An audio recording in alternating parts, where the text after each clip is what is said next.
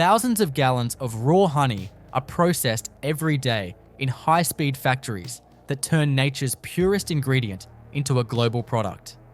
From massive filtration systems to automated bottling lines, this is honey production at a scale you've never witnessed before. Today we go inside the factory to uncover the incredible technology behind one of the world's most iconic natural foods. The industrial processing of honey begins not within the walls of the factory, but at the apiaries, where honeybees forage, collect nectar, and begin the complex enzymatic process of transforming floral sugars into the thick, golden liquid we know as honey. Factory-scale honey production starts with the careful coordination between contracted beekeepers and processing plants, which work together to supply bulk honey at a scale large enough to support mass distribution. The first step in the factory process involves the reception and inspection of raw honey as it arrives from the beekeepers' extraction sites. Raw honey is typically delivered in large food-grade steel drums or plastic totes, each capable of holding hundreds of pounds of honey.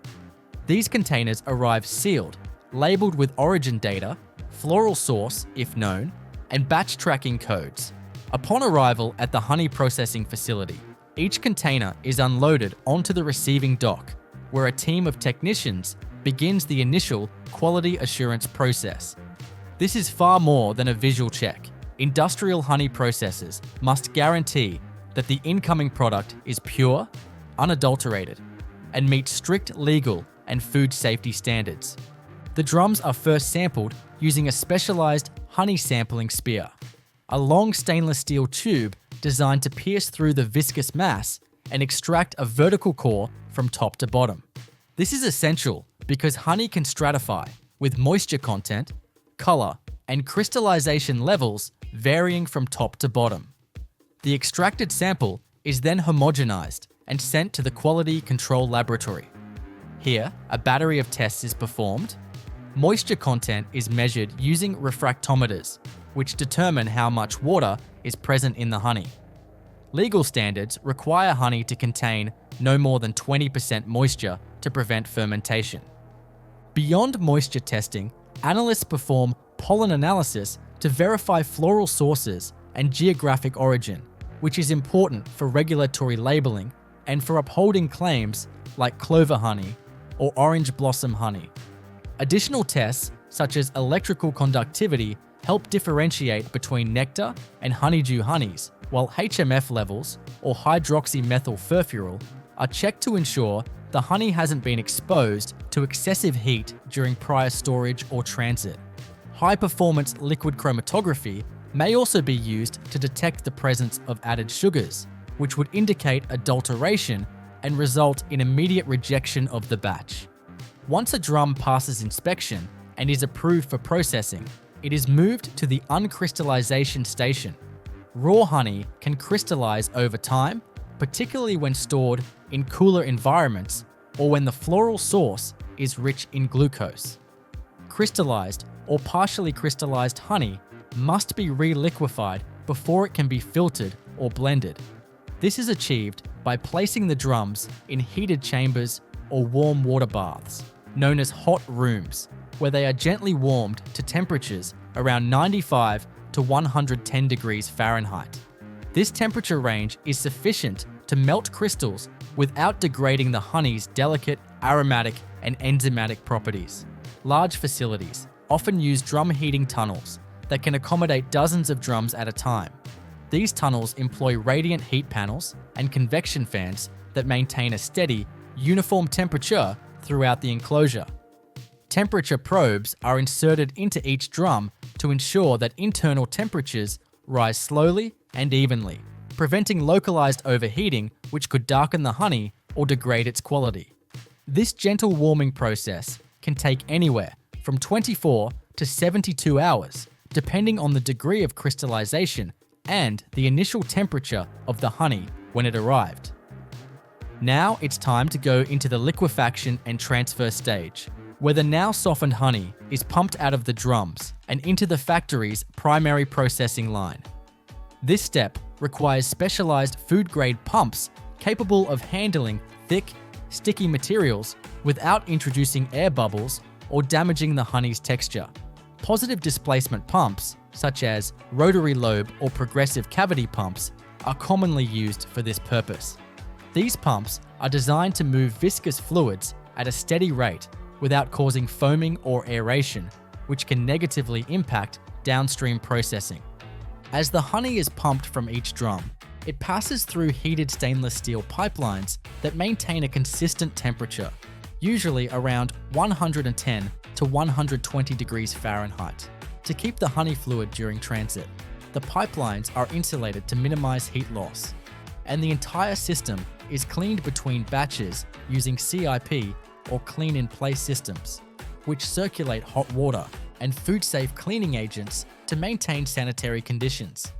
Valves and flow meters are used to control how much honey enters the next phase, which is usually a settling or holding tank. These tanks are large vertical silos equipped with gentle agitation paddles to keep the honey uniform without whipping air into it.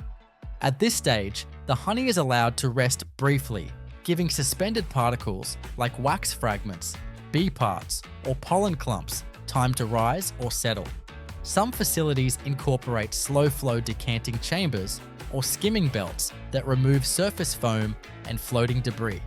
The goal here is to prepare the honey for the critical filtration stage without exposing it to excessive agitation or temperature shifts, which could compromise quality.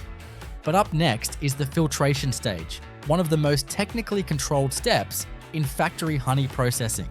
The challenge with filtering honey lies in removing impurities while preserving beneficial properties such as flavor, aroma, and trace pollen content. To accomplish this, processors use a series of progressively finer filters, starting with coarse metal mesh screens and moving to finer, micron-level filtration pads or cartridges. Initially, the honey flows through vibratory sieve filters or centrifugal strainers that remove large debris, including chunks of wax or bee remnants. These are often equipped with auto-cleaning screens that rotate or vibrate to prevent clogging. After coarse filtering, the honey enters a fine filtration system. Depth filters composed of cellulose or food-grade polypropylene are commonly used. These filters remove particles as small as 5 to 10 microns, including residual wax, dust, and crystallized sugar particles that could initiate recrystallization in the final product. To aid this process, the honey is maintained at a precise temperature of about 120 to 130 degrees Fahrenheit, warm enough to reduce viscosity and improve flow through filters, but not so hot as to destroy heat-sensitive enzymes or antioxidants. Inline temperature sensors and automated control panels ensure that every gallon of honey is processed under identical thermal conditions. Some advanced facilities even use vacuum-assisted filtration to further reduce the need for high temperatures, thereby preserving more of the honey's raw characteristics. Once filtration is complete, the honey is collected in large stainless steel blending tanks. These tanks are used to homogenize different batches of honey, standardize flavor profiles, and adjust final parameters such as color and clarity.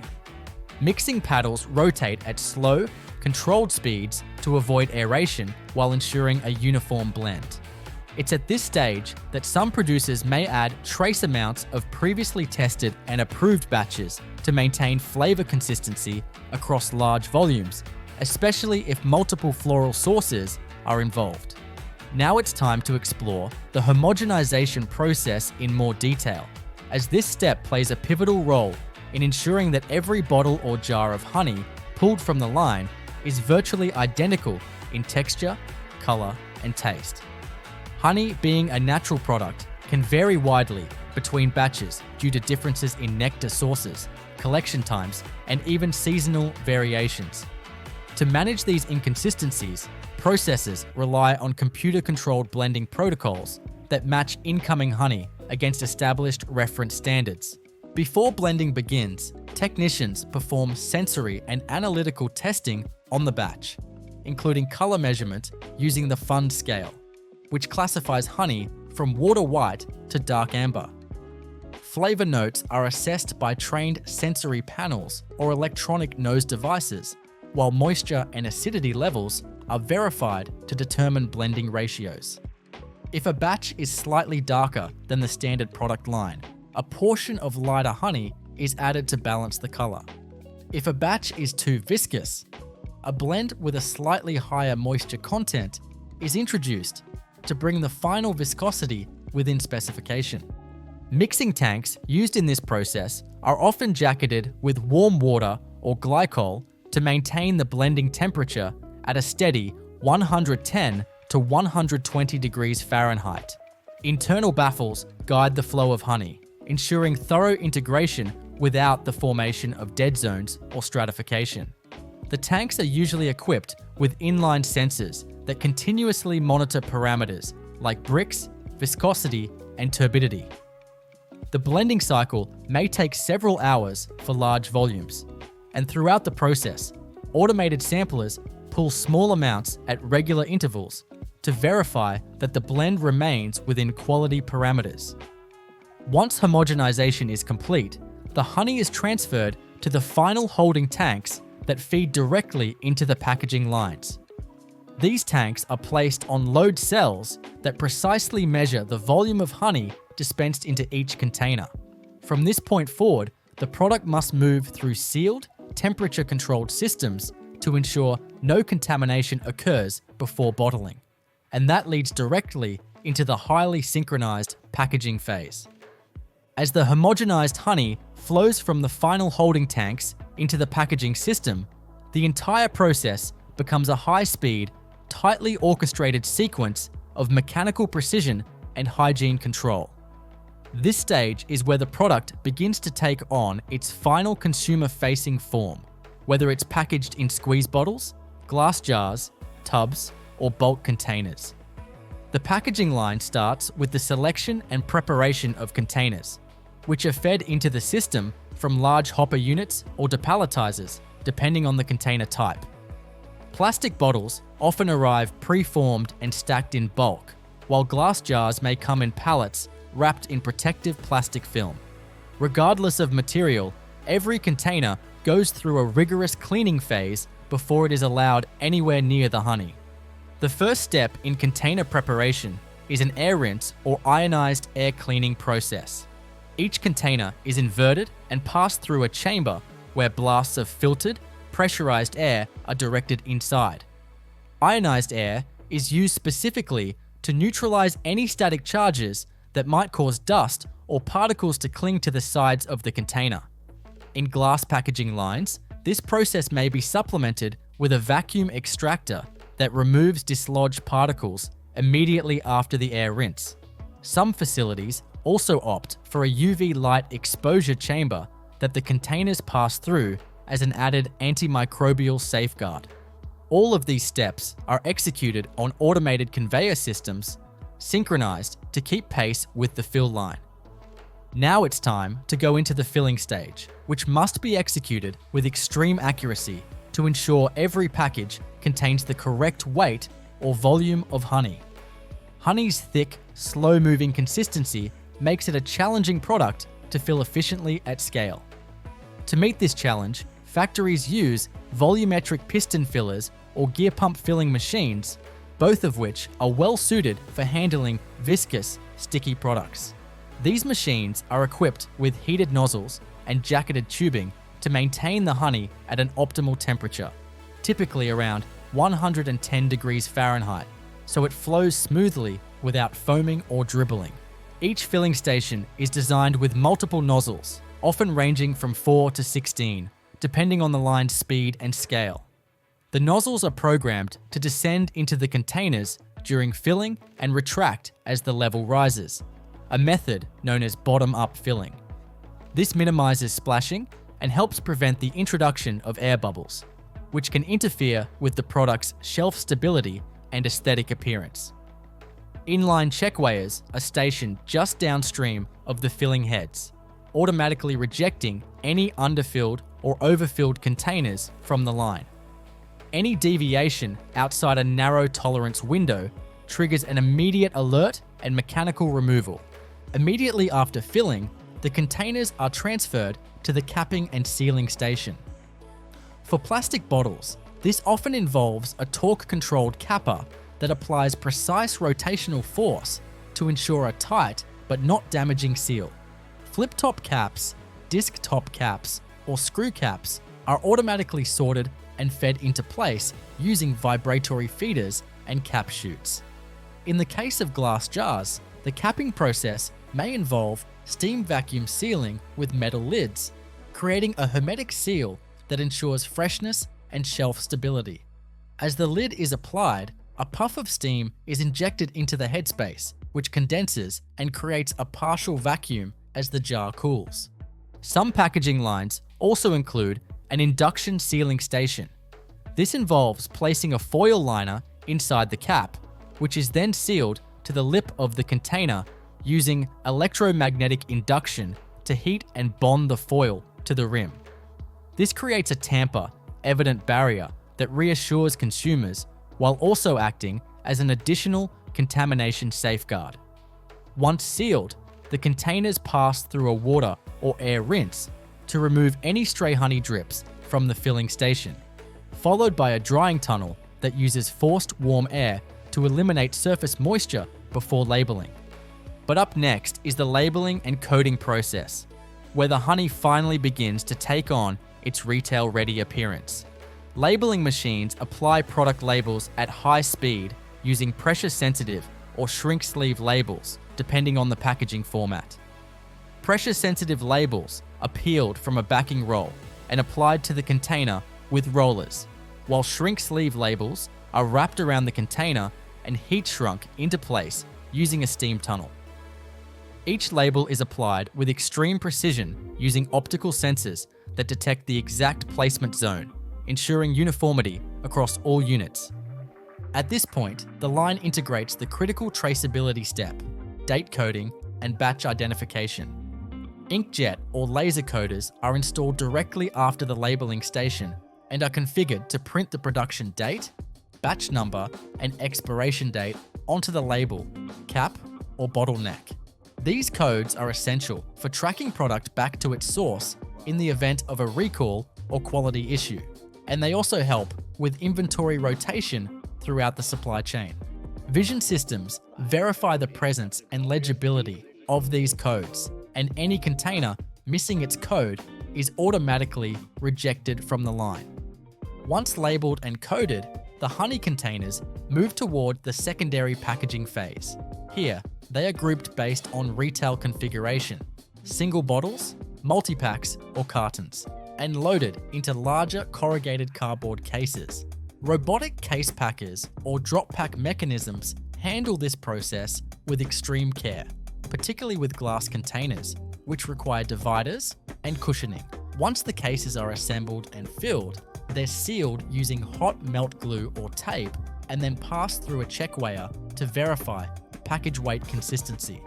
The final stage in the packaging process is palletization, where filled cases are stacked in precise formations onto wooden or plastic pallets.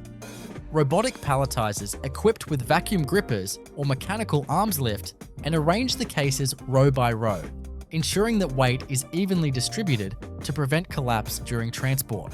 Once the pallet is complete, it is wrapped with industrial stretch film to stabilize the load and protect it from moisture and dust. Each pallet receives a barcode label containing all relevant shipping and traceability data, including product type, quantity, destination, and handling instructions. Now it's time to go into the warehousing and distribution stage, which is vital to maintaining honey's shelf life and ensuring that product quality is preserved from the factory to the consumer.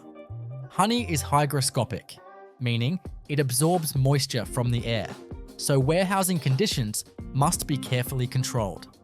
Finished pallets are moved to temperature and humidity-controlled warehouse zones where the ambient environment is kept between 60 and 75 degrees Fahrenheit, with relative humidity below 60% to prevent moisture ingress that could lead to fermentation or spoilage. Inventory is managed using a warehouse management system that assigns each pallet a digital location code, tracks product age, and ensures first in, first out rotation. Automated guided vehicles or forklifts retrieve pallets based on shipping schedules, and every movement is recorded in a centralized database. This allows full traceability not just back to the packaging date, but all the way through blending batches and raw honey origins. If a quality issue were ever discovered post-shipment, the manufacturer could instantly identify and recall only the affected lot numbers. Before pallets leave the facility, they may undergo one final inspection. Logistics personnel verify that labels match the shipping documentation, confirm temperature logs for any time-sensitive products, and ensure that stretch wrapping and labeling meet the receiving distributor's requirements. Some retailers have specific palletization rules, like maximum stack height or barcode placement, that must be followed exactly to avoid supply chain disruptions. Once cleared, pallets are loaded into temperature-controlled trucks using dock levelers that ensure a smooth transition from warehouse to vehicle. These trucks are often equipped with sensors that track internal temperature and humidity levels during transit. If any threshold is breached during transportation, alerts are sent to the distribution center to allow preventive action. This step is critical because improper handling during shipping can undo months of careful processing. For instance, exposure to excessive heat can darken the honey, degrade its enzymes, and even trigger fermentation if the moisture content is borderline. As the honey moves through regional distribution centers and into retail outlets, it remains in sealed containers that shield it from light and air. Most honey has a shelf life of 2 years or more if stored properly, thanks to its low water activity and high sugar concentration, which naturally inhibit microbial growth. However, the quality and freshness perceived by the consumer are still closely tied to how well every part of the manufacturing and distribution process has been executed, from the bee to the bottle to the shelf. Every detail, every degree of heat, every micron of filtration, and every second of line timing plays a role in preserving the integrity of the final product. And even after it reaches store shelves, the story of how honey is made in a factory continues to resonate with precision, craftsmanship, and scientific control. To fully understand the industrial production of honey, it's important to go beyond the mechanics and explore the subtleties of product customization, regulatory compliance, and the final quality control processes that make factory-scale honey not just uniform, but legally marketable and consumer safe. After the honey has been packaged, palletized, and staged for distribution, another dimension of the process becomes active: the post-packaging quality assurance system. This system acts as a final safeguard to confirm that the product leaving the facility not only meets internal quality standards, but also complies with local, national, and international food safety laws. One of the most essential tasks during this final phase is the detailed sampling and archiving of batch samples. From each production lot, designated containers are pulled from the finished goods and sent to the factory's on-site analytical laboratory. These samples are catalogued, sealed, and retained in climate-controlled archives for up to several years, depending on regulatory requirements. This ensures that if a complaint, audit, or issue ever arises, the facility can test the retained sample and compare it to the current product in question. The archive system is tied directly into the facility's digital traceability records, allowing a sample to be matched instantly to the exact floral source. Filtration parameters, blend ratios, packaging date, and even which employee signed off on the batch. Parallel to this, comprehensive chemical and microbiological testing is performed on the pulled samples. Even though honey is naturally resistant to microbial growth due to its low water activity and high sugar content, every lot is still tested for yeast, mold, and spore-forming bacteria, such as Clostridium botulinum. The latter is especially critical for honey intended for infant consumption. Though honey is generally not recommended for children under 1 year of age, advanced polymerase chain reaction methods and microbial plating techniques are used in-house or sent to certified third-party labs for verification. The chemical testing regimen goes even deeper. In addition to previously mentioned standards such as moisture and HMF, tests are conducted to confirm that no contaminants have been introduced during packaging. This includes screenings for bisphenol A in plastic containers, phthalates, heavy metals like lead or arsenic, and residues from cleaning agents. Food-grade lubricants used in machinery are also tightly controlled to prevent incidental contact, and testing verifies their absence in finished products. Random bottles are sometimes subject to full shelf life simulation testing, where accelerated aging is used to project how the honey will behave under various conditions over time. Now it's time to go into the regulatory labeling and export compliance procedures, a crucial and often complex step for companies that ship honey across borders. Labeling is governed by a mixture of national food laws and international trade agreements. In the United States, for example, the Food and Drug Administration requires that honey be labeled with the common or usual name, net weight, ingredient list, the name and place of the business, and nutrition facts. Additional designations such as raw, organic, unfiltered, or wildflower must be substantiated with supply chain documentation and laboratory verification. For export to the European Union, labeling rules become even more intricate. The EU requires origin declarations if more than one country of origin is involved, meaning that a blend containing honey from, for example, Argentina and Canada must say, blend of honeys from more than one country, unless the exact percentages are broken down. Pollen analysis and isotopic testing are commonly used to verify the authenticity and origin of honey destined for the EU, and the entire production process must comply with the European Honey Directive. This includes ensuring that no heat treatment exceeds 40 degrees Celsius if the product is labeled as raw, and that no enzymatic activity is lost. The labeling department works in tandem with regulatory and export compliance officers, who maintain up-to-date databases of international standards, customs documentation, and product certifications. These certifications may include organic certificates, non-GMO verification, halal or kosher certification, fair trade documentation, and country-specific certifications of analysis. Every pallet destined for export is linked to a detailed manifest, and random audits ensure that the physical label matches its digital record in the product lifecycle database. Any discrepancy can halt a shipment and trigger a full traceability review. But up next is the specialization phase, where some facilities go beyond traditional honey and produce value-added variations to meet niche markets or changing consumer demands. This might include whipped or creamed honey, honey infused with natural flavors or botanical extracts, or honey blended with additives like royal jelly, bee pollen, or propolis. Each of these variations requires separate processing lines or batch scheduling to avoid cross-contamination and to comply with labeling laws that distinguish these products from standard filtered honey. Creamed honey, for example, requires controlled crystallization to achieve a smooth, spreadable texture. After filtration and homogenization, the honey is seeded with a small amount of finely crystallized honey and slowly stirred under cool temperatures in a creaming tank.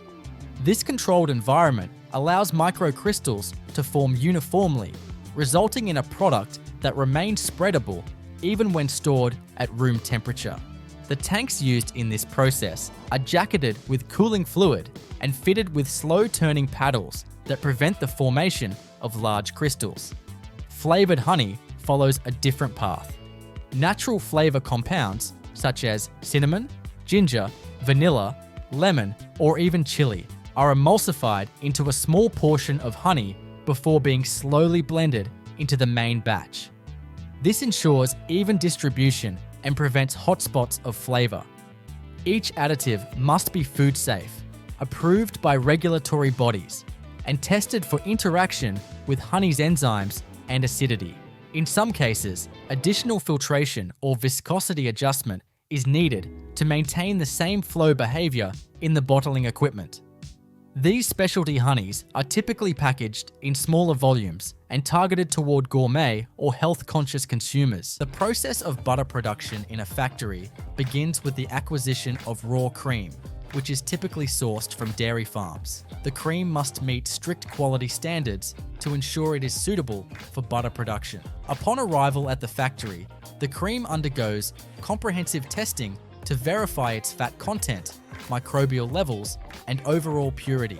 This initial assessment ensures that only the highest quality cream enters the production line. Once approved, the cream is stored in large refrigerated tanks, where it is maintained at a precise temperature to preserve its freshness until processing begins. Standardization is the next critical step in butter production.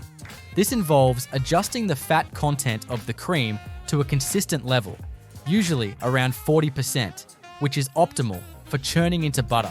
Advanced machinery is employed to blend cream with varying fat contents or to add skim milk as needed. This precise adjustment ensures uniformity in the final product. Standardization also allows factories to produce different types of butter, such as light or extra rich varieties, by altering the fat percentage accordingly. The standardized cream is then pasteurized to eliminate any harmful bacteria and to enhance shelf stability. Pasteurization involves heating the cream to a specific temperature for a set duration, followed by rapid cooling to prevent spoilage. After pasteurization, the cream enters the aging phase. This step is crucial for developing the desired texture and flavor profile of the butter. During aging, the cream is stored at a controlled temperature for several hours, allowing natural enzymes and lactic acid bacteria to work on the fat molecules.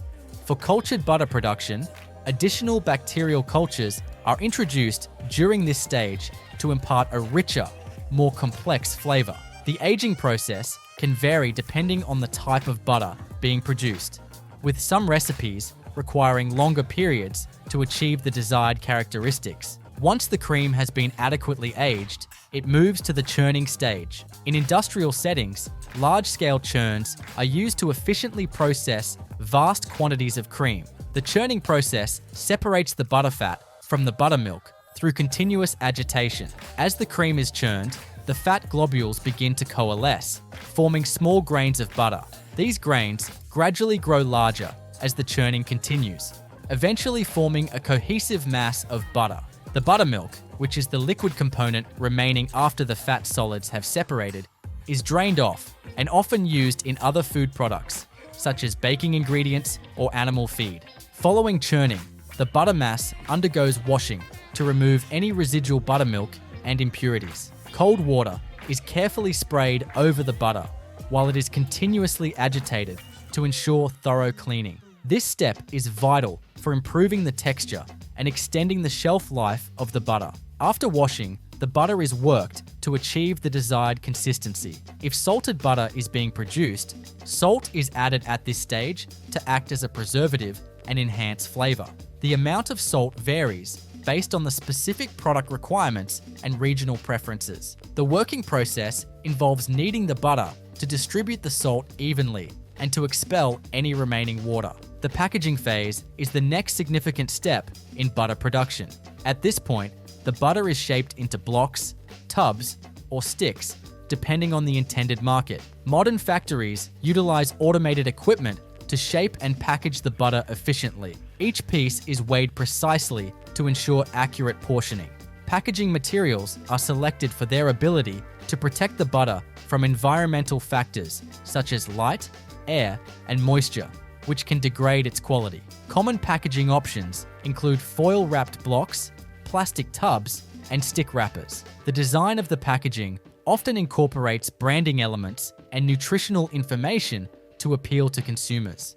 Throughout the entire production process, quality control measures are rigorously enforced to maintain the integrity of the butter. Multiple checks and tests are conducted at various stages to ensure compliance with safety and quality standards. Microbiological testing confirms the absence of harmful bacteria, while physical tests assess the texture and spreadability of the butter. Chemical analysis verifies the fat content and flavor profiles.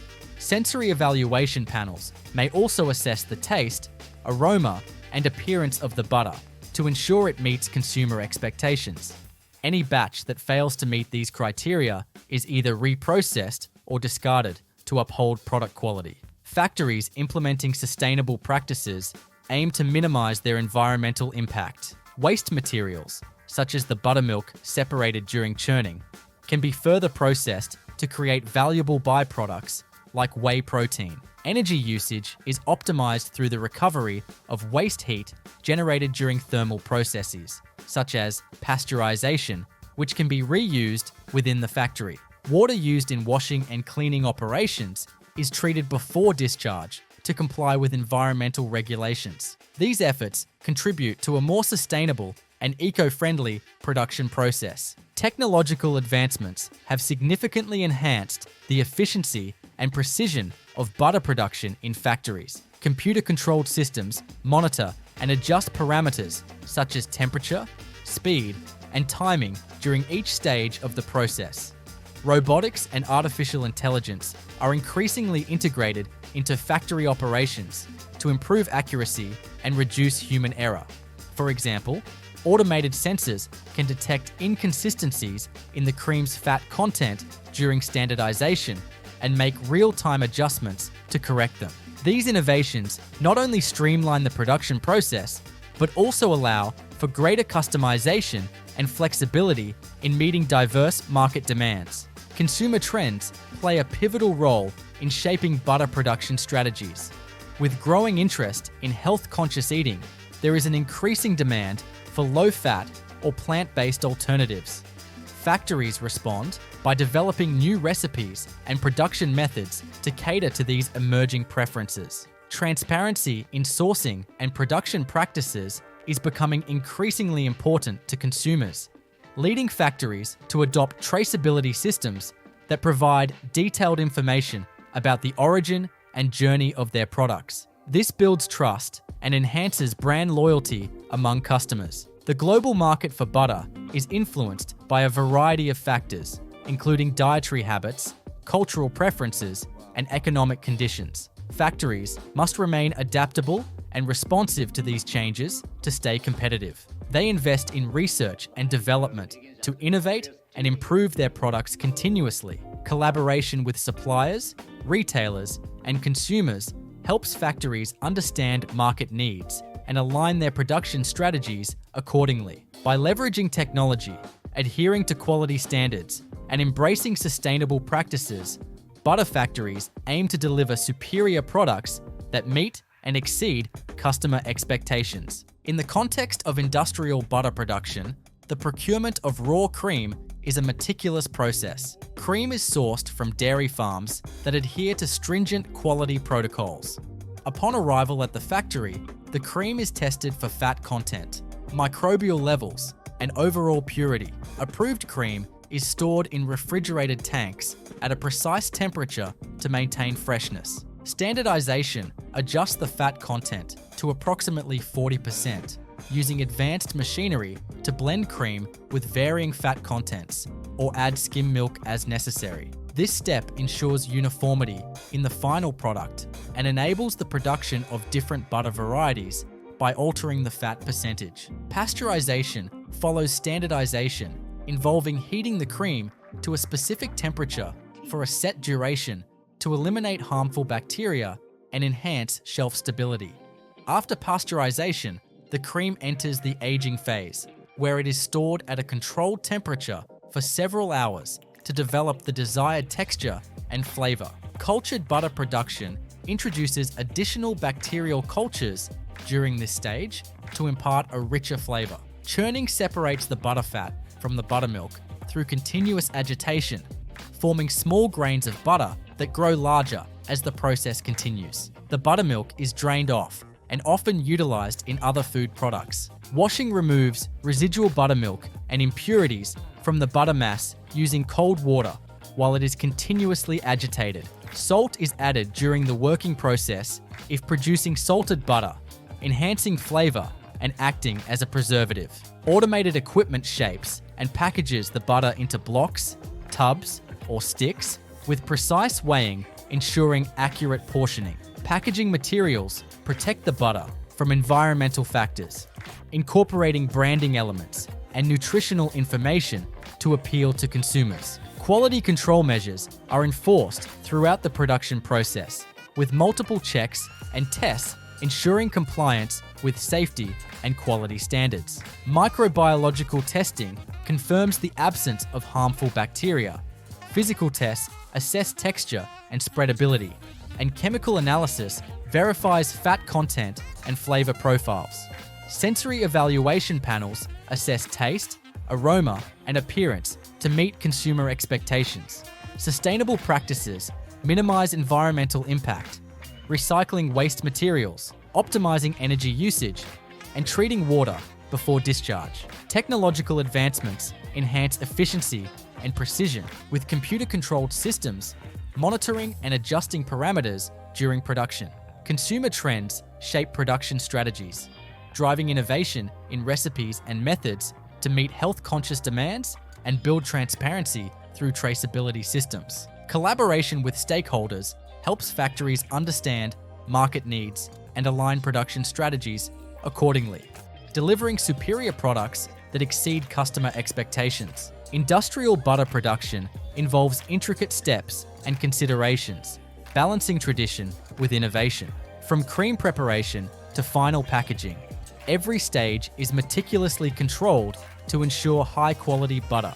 Advanced technologies, adherence to quality standards, and sustainability initiatives enhance efficiency and reduce environmental impact. Adapting to consumer trends ensures relevance in a competitive market, demonstrating the industry's commitment to responsible and forward-thinking practices. Butter production in factories combines art and science, transforming simple cream into a beloved staple enjoyed worldwide.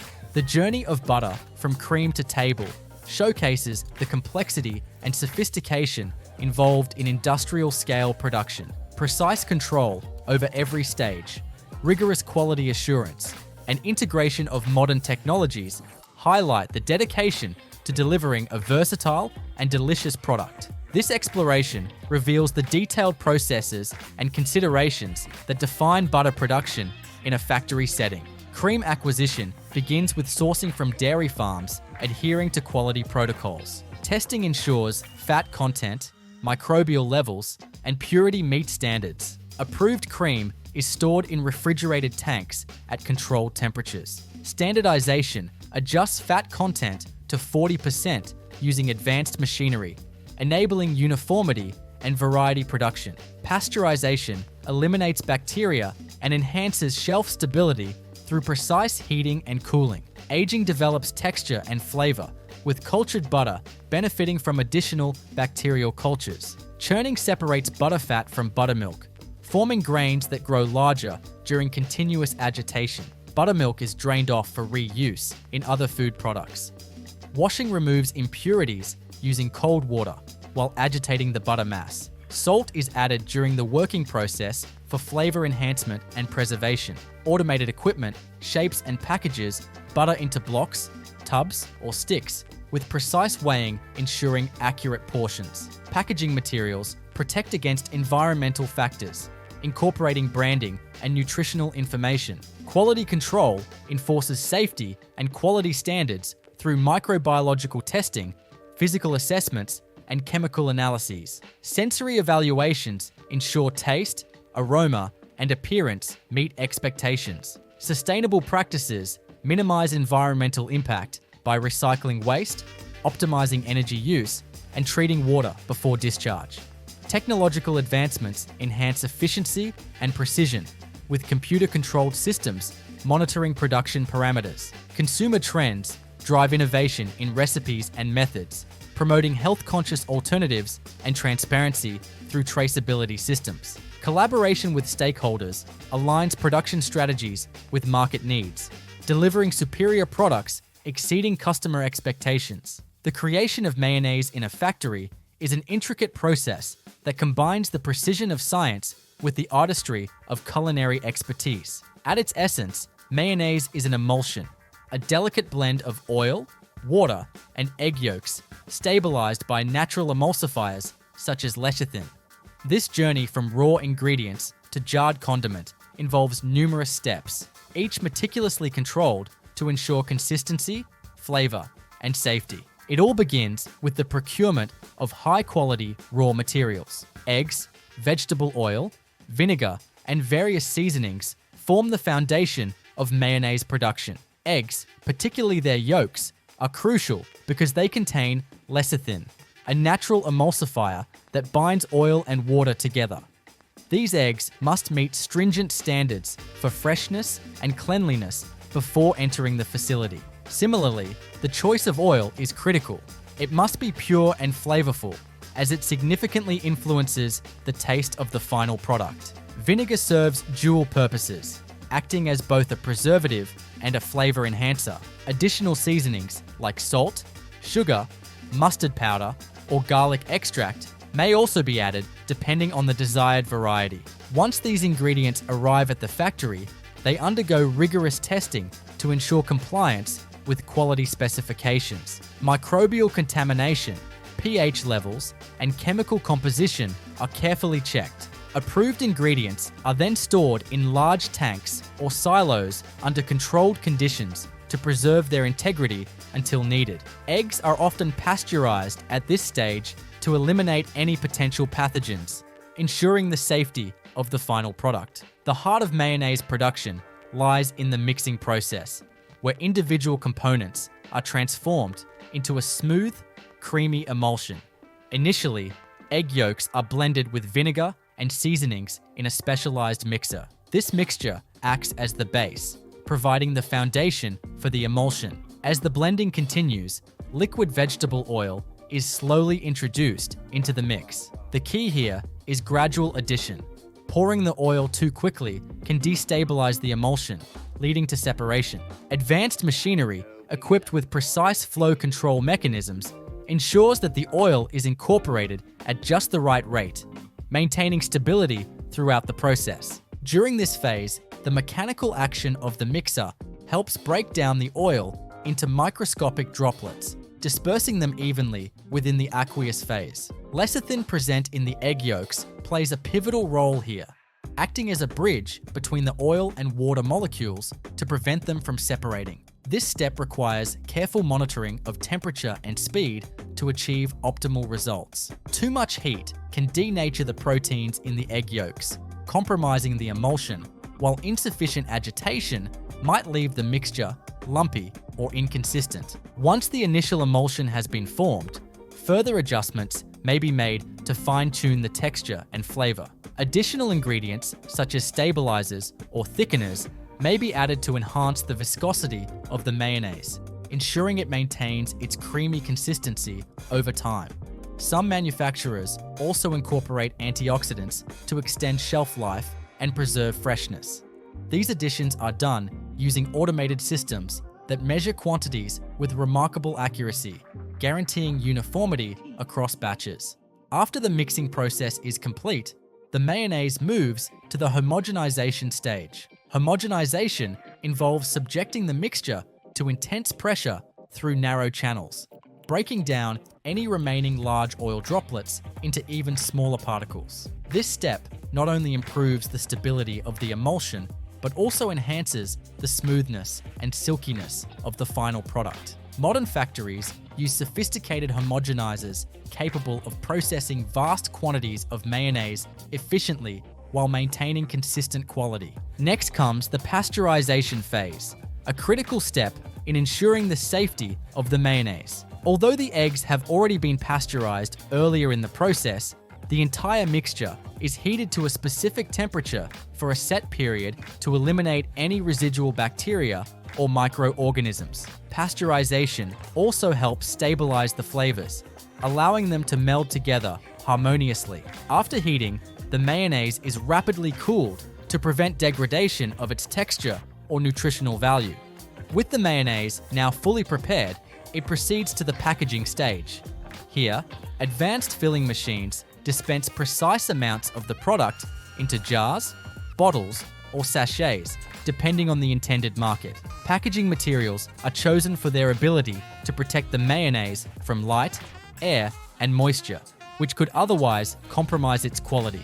For instance, opaque plastic containers or glass jars with tight-fitting lids are commonly used to shield the contents from external factors. Each package is sealed hermetically to ensure freshness until it reaches the consumer. Quality assurance is woven seamlessly into every aspect of mayonnaise production. Throughout the process, samples are regularly taken and analyzed to verify that the product meets all required standards. Microbiological tests confirm the absence of harmful bacteria, while sensory evaluations assess factors such as color, aroma, and taste. Physical properties such as viscosity and spreadability are also measured to ensure the mayonnaise performs well when used in culinary applications. Any deviations from established norms trigger immediate corrective actions, ensuring that only the highest quality mayonnaise leaves the factory. In addition to producing standard mayonnaise, many factories specialize in creating variations tailored to specific tastes and dietary preferences. Reduced fat versions substitute some of the oil with water or other ingredients to lower calorie content without sacrificing flavor. Low sodium options cater to health-conscious consumers, while organic or vegan alternatives appeal to those seeking more sustainable or plant-based choices. These specialty products require unique formulations and production techniques, showcasing the adaptability of modern manufacturing facilities. Sustainability plays a significant role in contemporary mayonnaise production. Factories increasingly focus on minimizing waste, conserving energy, and reducing environmental impact. Waste oils generated during production are recycled into biofuels or other useful byproducts, while water used in cleaning processes is treated before discharge to comply with ecological regulations. Energy-efficient equipment and renewable energy sources further contribute to greener operations. Moreover, sourcing ingredients responsibly, such as using cage-free eggs or sustainably harvested oils, aligns with growing consumer demand for ethically produced goods. Technological advancements continue to revolutionize the mayonnaise industry. Automation streamlines production lines, enabling faster throughput while maintaining exceptional quality.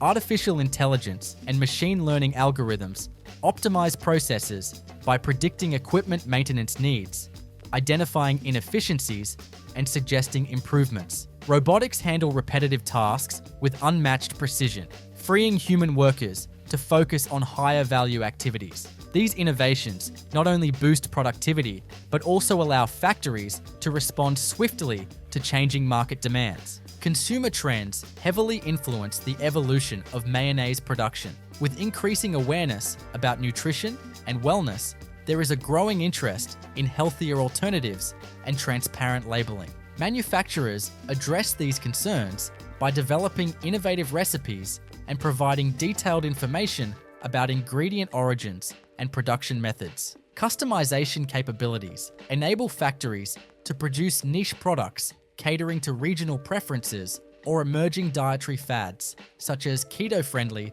or gluten-free mayonnaises. Global trade dynamics also shape the way mayonnaise is manufactured. Export markets demand adherence to diverse regulatory frameworks, requiring factories to implement flexible systems capable of meeting varying international standards. Collaboration with suppliers, distributors, and retailers ensures alignment with global supply chains, facilitating timely delivery of products worldwide. Continuous investment in research and development keeps factories at the forefront of technological innovation, ensuring their competitiveness in an ever-evolving marketplace. Beyond the technical aspects of production, the cultural significance of mayonnaise cannot be overlooked.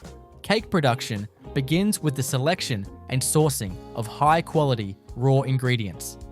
Flour is the primary component, usually made from wheat, and it is carefully milled to achieve the right texture and protein content for cake production. Sugar is another crucial ingredient, providing sweetness and structure to the cake batter.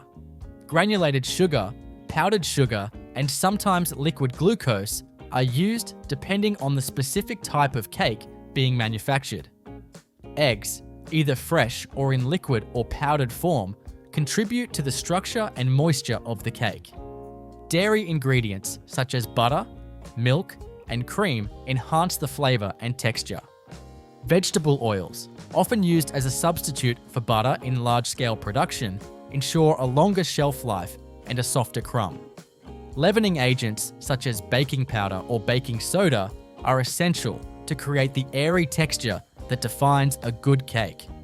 Flavoring agents including vanilla extract, cocoa powder, fruit purees, and artificial flavors are precisely measured and incorporated to achieve consistent taste profiles. Before production begins, the factory undergoes rigorous sanitation procedures to ensure a clean environment. Production lines, mixers, conveyors, and baking equipment are all sterilized to prevent contamination.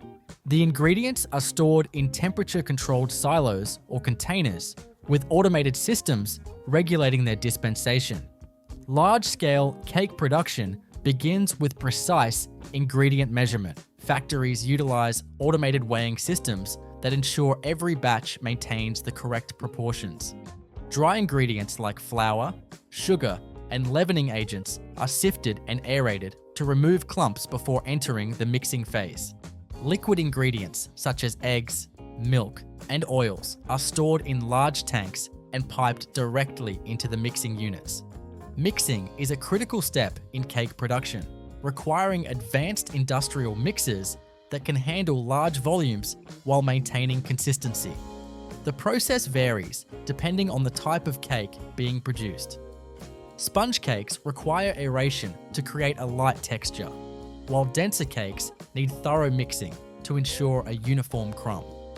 Continuous batter mixing systems operate at high speeds, gradually incorporating the ingredients in precise sequences. Some factories use planetary mixers, which rotate on multiple axes to create an even distribution of ingredients.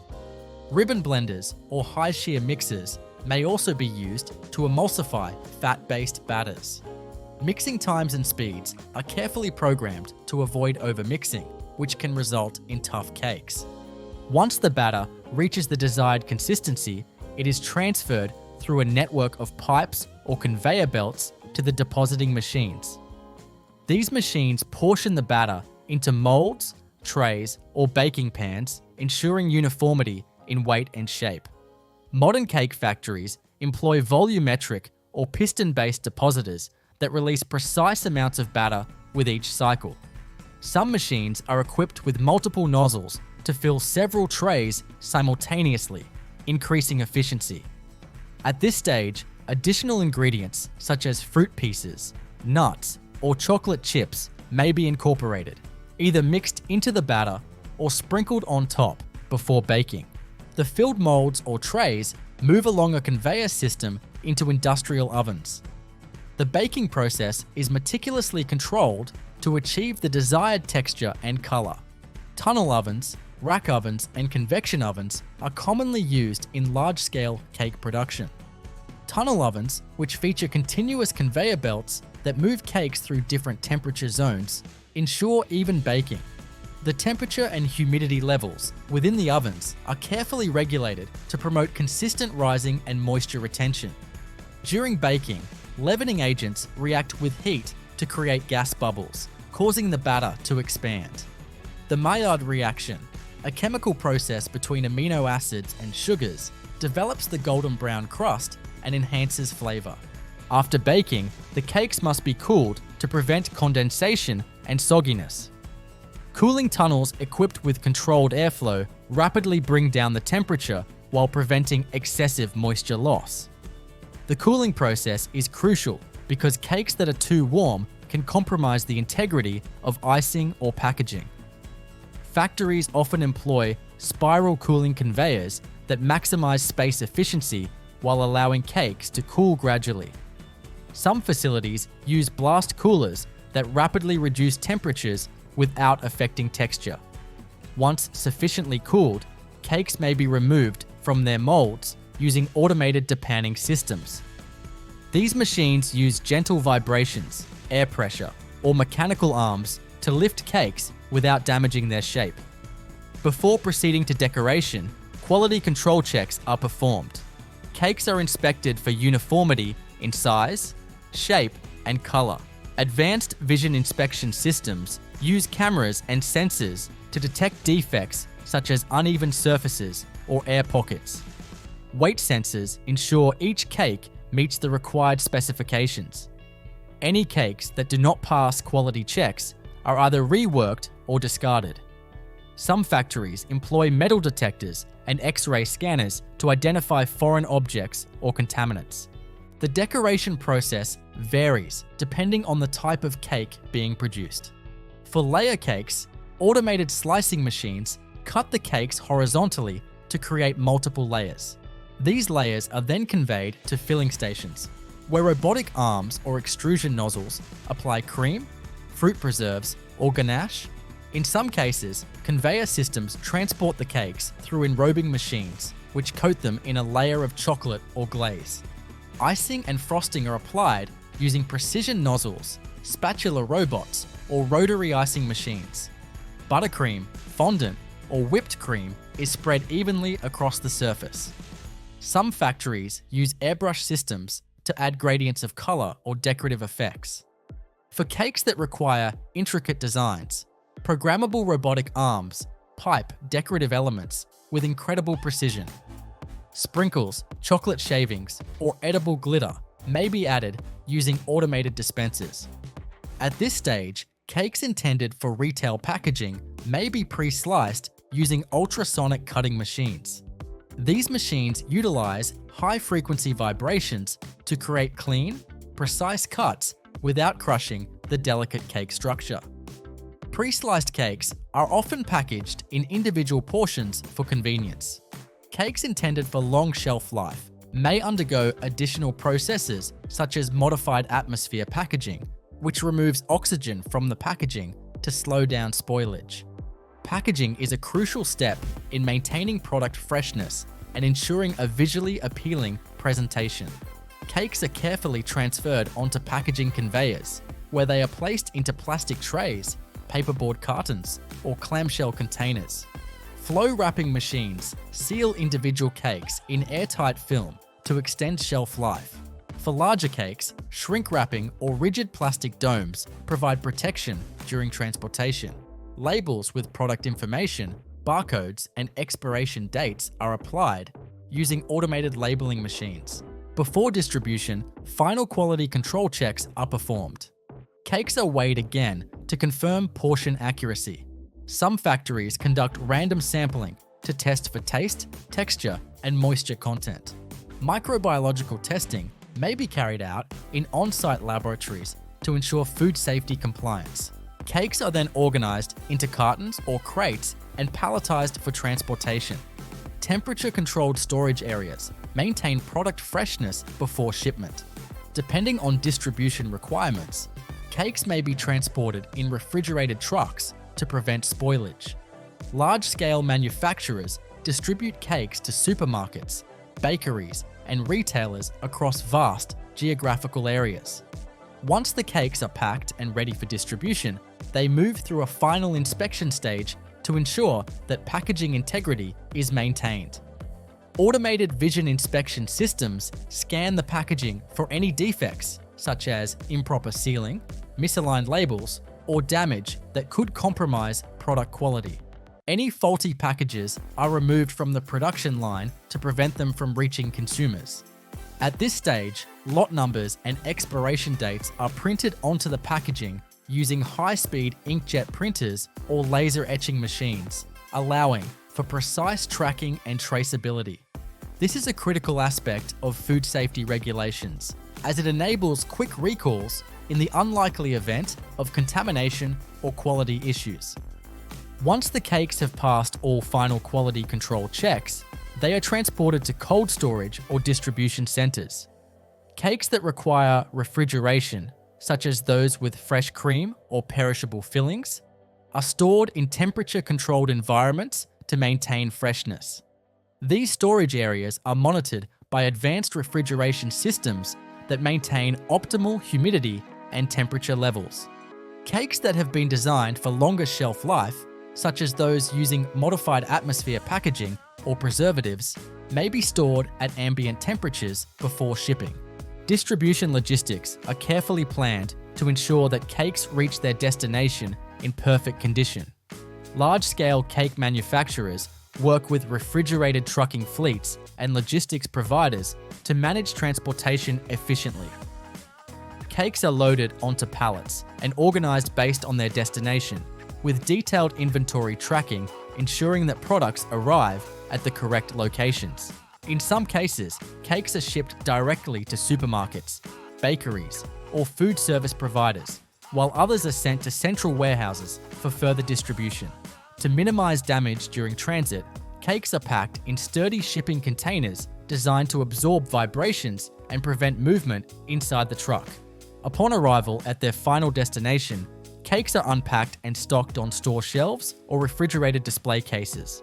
Retailers follow strict storage guidelines to maintain freshness, ensuring that temperature-sensitive cakes are kept in chilled conditions and that all products are rotated based on their expiration dates. Many cakes are sold in pre-packaged formats, while others are displayed in bakery sections where customers can purchase whole cakes or slices. Supermarkets and bakery chains often use just-in-time inventory management systems to minimize waste and ensure a steady supply of fresh cakes. While the majority of factory-made cakes are mass-produced for supermarkets and retail stores, some facilities specialize in producing cakes for commercial bakeries, restaurants, and catering businesses. These cakes are often supplied in bulk, either as frozen cakes that can be thawed and decorated on site, or as partially finished products that can be customized before serving. This flexibility allows bakeries and food service providers to offer fresh cakes without the need for extensive in-house baking operations. The industrial cake making process has evolved significantly over the years, incorporating advanced automation, robotics, and data-driven quality control systems to improve efficiency and consistency. Modern factories utilize artificial intelligence and machine learning to analyze production data, predict maintenance needs, and optimize ingredient usage. Automated production lines can run continuously with minimal human intervention, reducing labor costs and increasing output capacity. One of the most significant innovations in large-scale cake production is the development of high-speed depositing and baking systems. Traditional cake production required separate steps for mixing, portioning, and baking, but modern inline systems integrate these processes seamlessly. For example, continuous mixing systems automatically adjust ingredient ratios based on real-time monitoring, ensuring that each batch maintains the perfect consistency. Depositing machines equipped with servo-driven technology can rapidly change portion sizes, allowing for the production of different cake varieties on the same production line. Baking technology has also advanced, with energy-efficient ovens that use infrared heating and precision airflow systems to achieve uniform baking. These ovens are designed to minimize heat loss, reducing energy consumption while maintaining consistent product quality.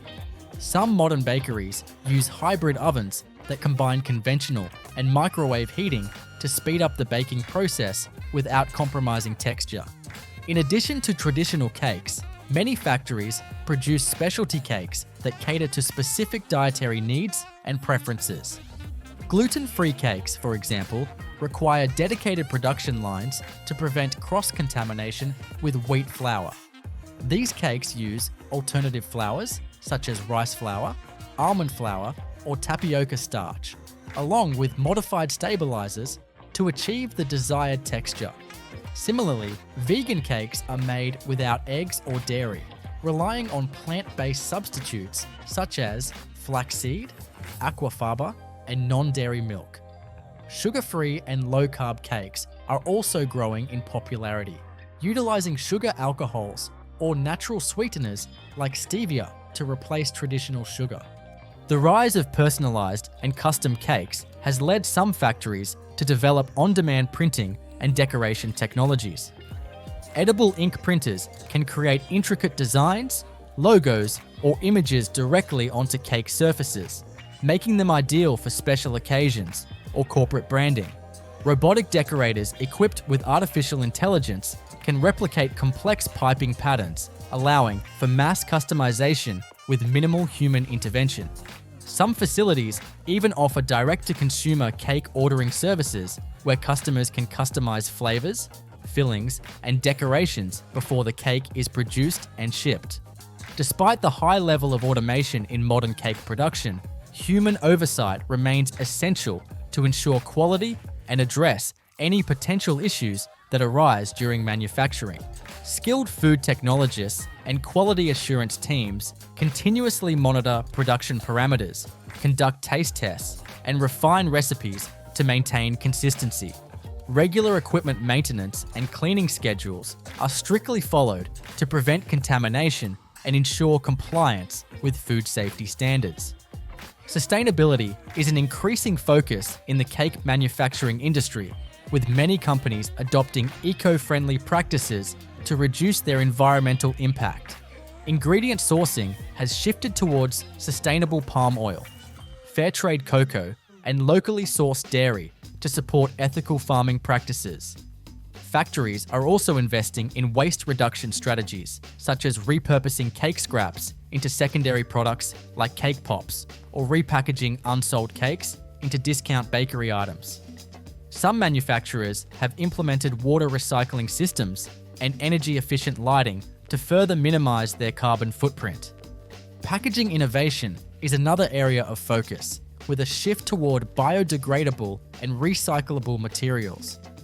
Traditional plastic cake containers are being replaced with compostable trays, paper-based wraps, and plant-derived biofilms that maintain freshness while reducing plastic waste. Smart packaging solutions, such as freshness indicating labels and QR codes that provide traceability information, are also being explored to enhance the consumer experience. The demand for factory-made cakes continues to grow globally, driven by changing consumer lifestyles, convenience, and the increasing popularity of ready-to-eat desserts.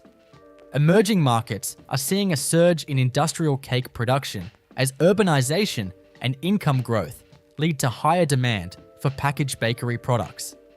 In response, cake manufacturers are expanding their production capacity, investing in new facilities, and adapting their offerings to regional taste preferences.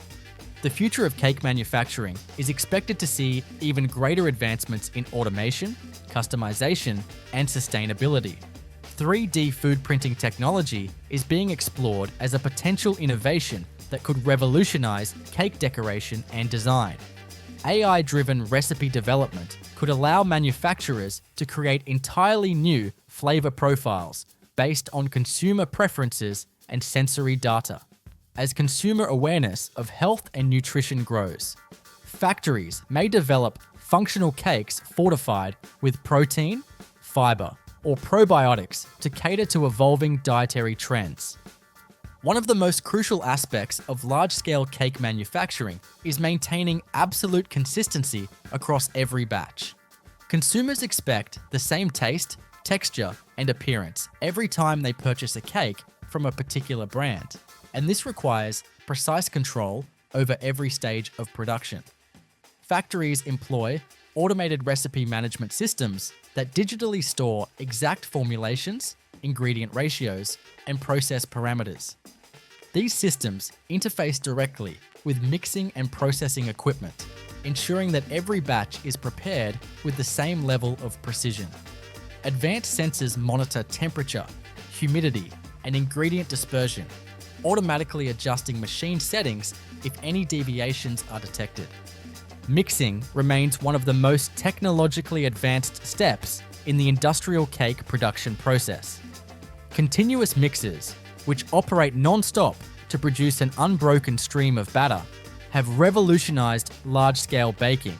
These machines ensure that ingredients are thoroughly combined without overworking the batter, preserving the delicate structure needed for cakes. In some cases, aeration systems introduce controlled amounts of air into the batter to achieve specific textures. The density and fluffiness of sponge cakes, for instance, depend on the precise incorporation of air during mixing. Factories may also use vacuum mixing technology to remove excess air bubbles and prevent inconsistencies. Once the batter is perfectly blended, it is transferred through high-speed piping systems to the depositing stations. These machines dispense exact portions of batter into baking molds, trays, or individual paper cups for cupcakes. The speed and precision of depositing machines play a critical role in maintaining efficiency, as even a small miscalculation in portioning can lead to product defects or waste. Some depositors use volumetric control, ensuring each mold receives an identical amount of batter, while others rely on piston-driven mechanisms to regulate flow. Factories that produce multiple cake varieties may use multi-head depositing machines capable of filling different molds simultaneously. At this stage, additional mix-ins or toppings may be incorporated. Fruit pieces, chocolate chips, or nuts are often added either before or after depositing, depending on the desired distribution within the cake. Some factories use automated dispensing units that sprinkle toppings evenly across the surface, while others employ injection systems that insert fillings into the center of the cake batter before baking. These injection methods are commonly used for filled cupcakes or specialty cakes with jam, custard, or chocolate centers. The baking process itself is highly controlled, with industrial ovens engineered to ensure even heat distribution. Tunnel ovens, which operate on a conveyor belt system, are the most commonly used in large-scale cake manufacturing. These ovens feature multiple temperature zones that gradually heat the cakes as they move through the baking chamber.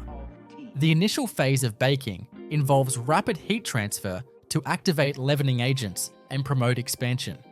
As the cakes progress through the oven, moisture is gradually released, setting the structure while maintaining softness. Humidity control is a critical factor in industrial baking. Cakes that lose too much moisture too quickly may become dry, while excess humidity can lead to underbaking or structural collapse. Factories use steam injection systems within ovens to maintain optimal baking conditions. Convection fans circulate hot air evenly, preventing hotspots and ensuring consistent coloration.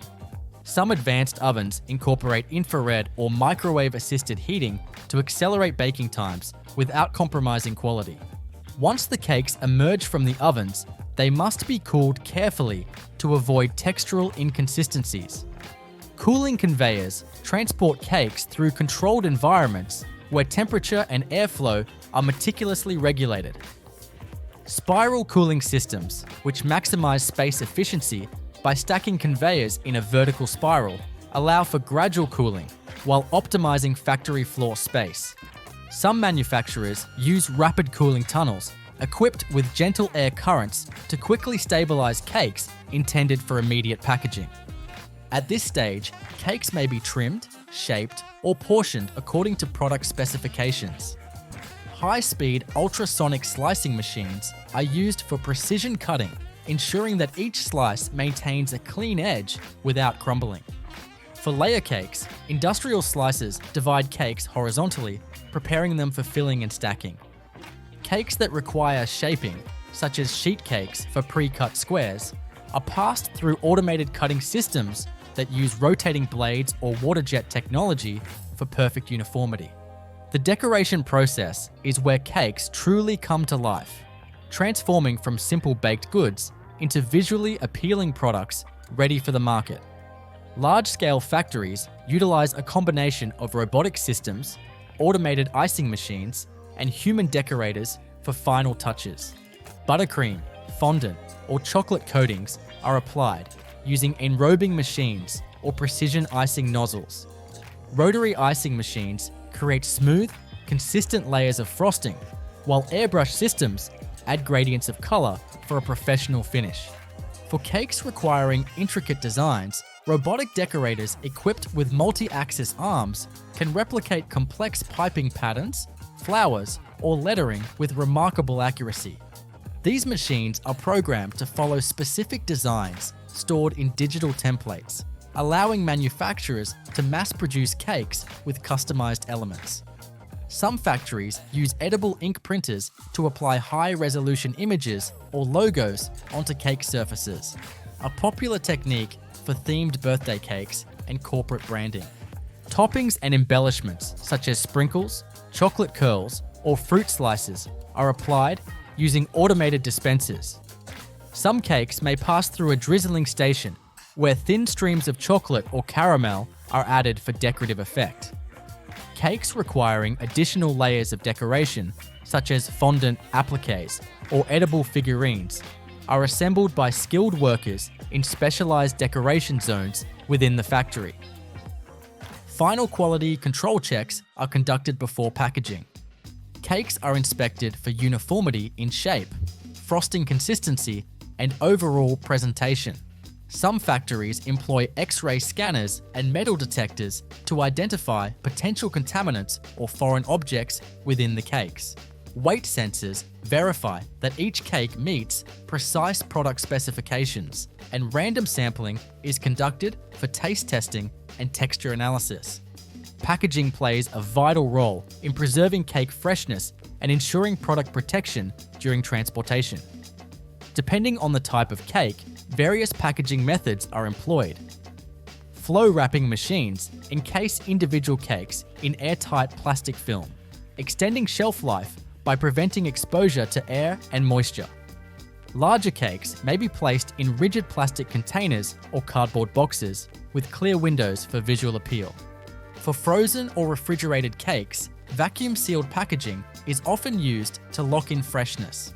Modified atmosphere packaging, which replaces oxygen with nitrogen or carbon dioxide, helps prevent mold growth and extends shelf stability. Cakes destined for international markets may undergo additional protective measures, such as temperature-controlled shipping containers or specialized packaging to prevent movement during transit. Once packaged, cakes are palletized and loaded onto distribution trucks. Logistics teams coordinate shipments to ensure that products reach their destinations promptly. Some manufacturers supply cakes directly to retail stores, while others distribute them through central warehouses for regional distribution. Refrigerated transport is essential for cakes with perishable ingredients, while shelf-stable varieties are transported under standard conditions. The journey of a cake from the factory to the consumer's table is a testament to the efficiency and precision of modern food manufacturing. The combination of automation, rigorous quality control, and advanced baking technologies ensures that every cake maintains the same high standard of taste and appearance. As consumer preferences evolve, factories continue to innovate, developing new flavors, healthier alternatives, and environmentally sustainable production methods. As cakes leave the factory and make their way to retail stores, bakeries, and food service providers, a highly efficient distribution network ensures that they arrive in perfect condition. Logistics teams work closely with transportation providers to maintain strict temperature controls for cakes that require refrigeration. Cold chain management is essential for ensuring that cakes with fresh cream, custard, or perishable fillings remain safe and retain their intended texture. Refrigerated trucks are equipped with sensors that monitor temperature and humidity levels throughout the journey, providing real-time data to ensure compliance with food safety regulations. For cakes that are shelf-stable, such as packaged sponge cakes, pound cakes, or snack cakes, transportation is more flexible. These products are typically stacked in cartons and palletized to maximize space efficiency. Distribution centers receive shipments and sort cakes based on their final destinations, whether they are headed to supermarkets, convenience stores, or wholesale suppliers. In some cases, cakes are sent to intermediary facilities where additional labeling, repackaging, or regional customization takes place before reaching store shelves. Retailers follow strict inventory management practices to ensure that cakes are sold within their optimal freshness period. Supermarkets and large bakery chains use electronic tracking systems that monitor stock levels and automatically reorder cakes as needed. Production of sunflower oil in modern industrial facilities is a meticulously orchestrated process that transforms raw sunflower seeds into the clear, golden oil commonly used in cooking and food production. This journey begins with the careful selection and preparation of sunflower seeds, ensuring that only the highest quality seeds are processed to produce premium oil. Upon arrival at the processing plant, sunflower seeds are subjected to a rigorous cleaning regimen designed to remove a variety of impurities that may have been introduced during harvesting and transportation. This initial phase is critical, as foreign materials such as soil, stones, plant debris, and metal fragments can compromise the efficiency of the extraction process and the quality of the final product. The cleaning process typically involves several stages, each employing specialized equipment tailored to eliminate specific types of contaminants. The first line of defense in the cleaning operation is the magnetic separator. This device utilizes powerful magnets to attract and remove ferrous metal particles from the stream of sunflower seeds. Metal contaminants can originate from various sources, including harvesting equipment and transport containers, and their removal is essential to prevent damage to downstream processing machinery and to ensure product safety. The seeds pass over or through magnetic plates or drums, where metallic impurities are captured and separated from the bulk material. Following magnetic separation, the seeds proceed to vibrating sieves or screens. These machines consist of perforated plates or mesh screens that oscillate at high frequencies, effectively sorting the seeds based on size and shape. Larger impurities, such as sticks, leaves, and oversized debris, are unable to pass through the screen openings and are thus separated from the smaller, uniform sunflower seeds. The vibration intensity and screen aperture sizes are carefully calibrated to optimize the removal of unwanted materials while minimizing the loss of viable seeds. To address the presence of denser contaminants like stones and clumps of soil, the cleaned seeds are then routed through destoners. Destoners operate on the principle of density separation, utilizing airflow and vibration to differentiate between heavier impurities and the lighter sunflower seeds. As the mixture is fed onto an inclined vibrating deck, air is blown through the material from below. The heavier stones resist the upward airflow and migrate to the higher end of the deck, where they are discharged, while the lighter seeds are carried by the vibration to the lower end for collection.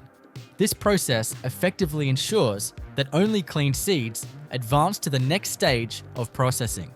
After the comprehensive cleaning process, the sunflower seeds are ready for dehulling, also known as shelling. Sunflower seeds are encased in hard outer shells or hulls that constitute a significant portion of the seed's total weight. These hulls are low in oil content and can impede the extraction process if not removed. Therefore, dehulling is a crucial step aimed at increasing the efficiency of oil extraction and improving the quality of the resulting oil. The dehulling process begins with the conditioning of the seeds to facilitate the separation of the hulls from the kernels. Conditioning typically involves adjusting the moisture content of the seeds through controlled heating or humidification. Properly conditioned seeds have hulls that are more brittle and easier to crack, enhancing the effectiveness of the dehulling equipment. Once conditioned, the seeds are fed into dehulling machines, which employ mechanical forces to crack the hulls. One common type of dehuller is the centrifugal sheller, which uses a rotating impeller to to hurl the seeds against a hard surface, causing the hulls to fracture upon impact. Another method involves the use of roller mills, where seeds pass between counter-rotating rollers that exert compressive and shear forces, breaking the hulls without damaging the kernels. The choice of dehulling equipment depends on factors such as seed variety, desired throughput, and specific plant configurations. Following the cracking of the hulls, the mixture of kernels and shell fragments undergoes a separation process to isolate the oil-rich kernels. This separation is typically achieved through a combination of aspiration and screening techniques. Aspiration involves the use of air streams to lift and remove the lighter hull fragments from the heavier kernels. The mixture is fed into an aspirator, where a controlled airflow lifts the less dense hulls away from the denser kernels, effectively segregating the two components. Screening may also be employed, utilizing vibrating screens with specific mesh sizes to further refine the separation based on particle size and shape. The efficiency of the dehulling and separation processes is paramount, as incomplete removal of hulls can lead to increased fiber content in the oil, affecting its clarity and stability. Moreover, residual hulls in the meal byproduct can diminish its nutritional value and marketability as animal feed. Therefore, processors often implement multiple passes through dehulling and separation equipment to achieve optimal results, balancing the trade-offs between processing time, energy consumption, and product quality. With the sunflower kernels now isolated and free from their hulls, they are ready to undergo further processing to extract the valuable oil contained within. The next stages involve mechanical pressing and/or solvent extraction, each with its own set of procedures and equipment designed to maximize oil yield and quality. These processes will be explored in detail in the subsequent sections, delving into the intricacies of transforming cleaned and dehulled sunflower seeds into the refined oil that reaches consumers worldwide. Now it's time to go into the core phase of sunflower oil manufacturing, the oil extraction process. This is where the golden liquid locked inside the sunflower kernels is separated and collected. The extraction phase typically uses one of two methods, or more commonly, a combination of both, for optimal oil recovery: mechanical pressing and solvent extraction. Each method has its own benefits and limitations, and modern sunflower oil factories are designed to seamlessly integrate these systems into a continuous, high-efficiency process that minimizes waste and maximizes yield.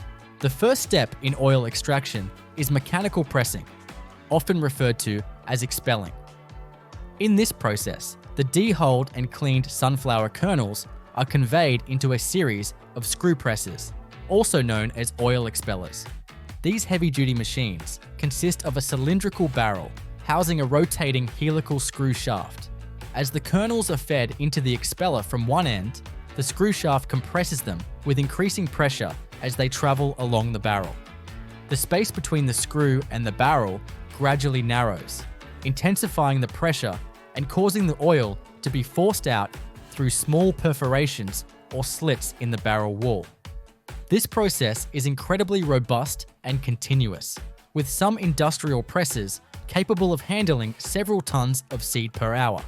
However, mechanical pressing alone can only extract about 85% to 90% of the total oil content from sunflower seeds. The remaining 10% to 15% stays trapped in the pressed cake, a solid, fibrous byproduct that still contains a considerable amount of valuable oil. To retrieve this remaining oil and improve overall efficiency, factories employ solvent extraction. Before the solvent extraction phase begins, the pressed cake from the mechanical expeller must be properly prepared. This involves breaking the compacted cake into smaller, uniform pieces using a cake breaker or flaking mill. The flakes are then conveyed to a conditioning unit where they are heated to a specific temperature, usually between 60 to 80 degrees Celsius. This heating not only helps to soften the cell structure of the material, but also enhances the effectiveness of the solvent by improving oil solubility and fluidity. Once conditioned, the sunflower cake is fed into a continuous extractor, typically a horizontal rotary extractor or a loop extractor. In this large stainless steel apparatus, the cake is soaked with a food-grade solvent, most commonly hexane, which has an exceptional ability to dissolve oils. The cake moves slowly through the extractor on a perforated conveyor belt or through a series of baskets, while the solvent is sprayed from above and recirculated from below. As the hexane seeps through the material, it dissolves the residual oil, forming a solution known as micellar.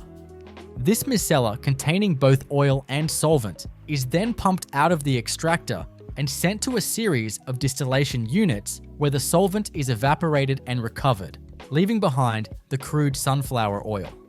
The evaporation process is conducted under vacuum and controlled heating conditions to ensure complete solvent recovery without degrading the oil. Simultaneously, the now oil-depleted cake, referred to as spent meal, is conveyed to a dissolventizing toaster.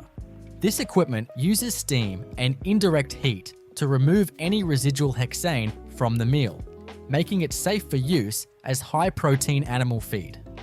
Next, let's look at the processing of crude sunflower oil, which, at this stage, is a deep amber liquid that contains several impurities, including free fatty acids, phospholipids, pigments, waxes, and trace metals. Though technically oil, this unrefined product is not yet suitable for cooking or bottling. It must be purified and stabilized through a multi-step refining process, which includes degumming, neutralization, bleaching, dewaxing, and deodorization. The first of these refining steps is degumming. In this phase, the crude oil is mixed with a small amount of water or a weak acid, such as citric or phosphoric acid. This causes the naturally occurring phospholipids, also known as gums, to become hydrated and coagulate into a heavier phase that can be separated through centrifugation. The removal of these gums is crucial because they can contribute to off flavors, reduce shelf life, and interfere with further refining stages. The centrifuges used here operate at extremely high speeds, up to 5,000 revolutions per minute, creating centrifugal forces strong enough to separate even microscopic droplets and particles. Once degummed, the oil is subjected to neutralization, where it is treated with a caustic soda solution to remove free fatty acids. These acids can contribute to rancidity and reduce the oil's stability, so their removal is vital for producing a high-quality, shelf-stable product. The soda reacts with the free fatty acids to form soap stock, which is then separated from the oil via another round of centrifugation. The soap stock may be further processed into industrial byproducts such as lubricants or fatty acid distillates, ensuring minimal waste. Now it's time for the bleaching phase. Despite its name, this stage does not involve any chlorine or harsh chemicals. Instead, the oil is mixed with an adsorbent clay material, often activated bleaching earth or acid-activated bentonite, that binds with pigments, trace metals, and other unwanted compounds. The mixture is then heated under vacuum and passed through a filtration system where the spent clay is removed, leaving behind a visibly lighter oil. The objective of this step is not only to improve the color, but also to remove pro-oxidants and residual contaminants that could impact the oil's flavor or stability. But up next is one of the most temperature-sensitive and critical steps: dewaxing. Sunflower oil naturally contains waxes that, while harmless, can cause cloudiness or sedimentation when the oil is refrigerated or stored at low temperatures. To ensure crystal clear oil, particularly for use in transparent bottles, the dewaxing process is implemented. The oil is cooled gradually in a crystallization tank to allow waxes to solidify, and then pass through chilling filters or plate and frame filter presses. The solidified waxes are captured by the filter media and removed, leaving the oil with improved cold stability and clarity. Finally, the last refining step is deodorization. This process removes volatile compounds, including aldehydes and ketones, that can impart undesirable flavors and odors to the oil. Deodorization is carried out in a high vacuum, high temperature distillation column where the oil is subjected to steam distillation at temperatures between 180 to 240 degrees Celsius. The high temperature causes the volatile substances to evaporate, and the vacuum ensures they are swiftly removed from the system. Modern deodorization systems include structured packing and multiple stripping trays that allow for efficient steam-oil contact with minimal thermal degradation of the oil.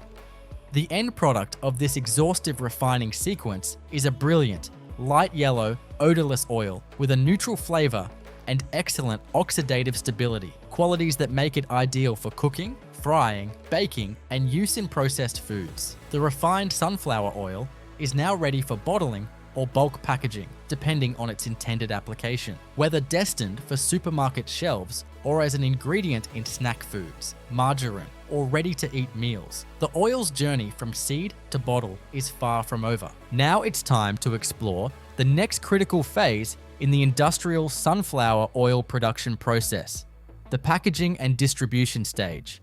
After undergoing extensive cleaning, pressing, solvent extraction, and refining, the sunflower oil is now fully processed, brilliant in clarity, neutral in flavor, and stable for both cooking and long-term storage. But before it can reach consumers or be used by food manufacturers, the oil must pass through highly automated and carefully controlled packaging systems.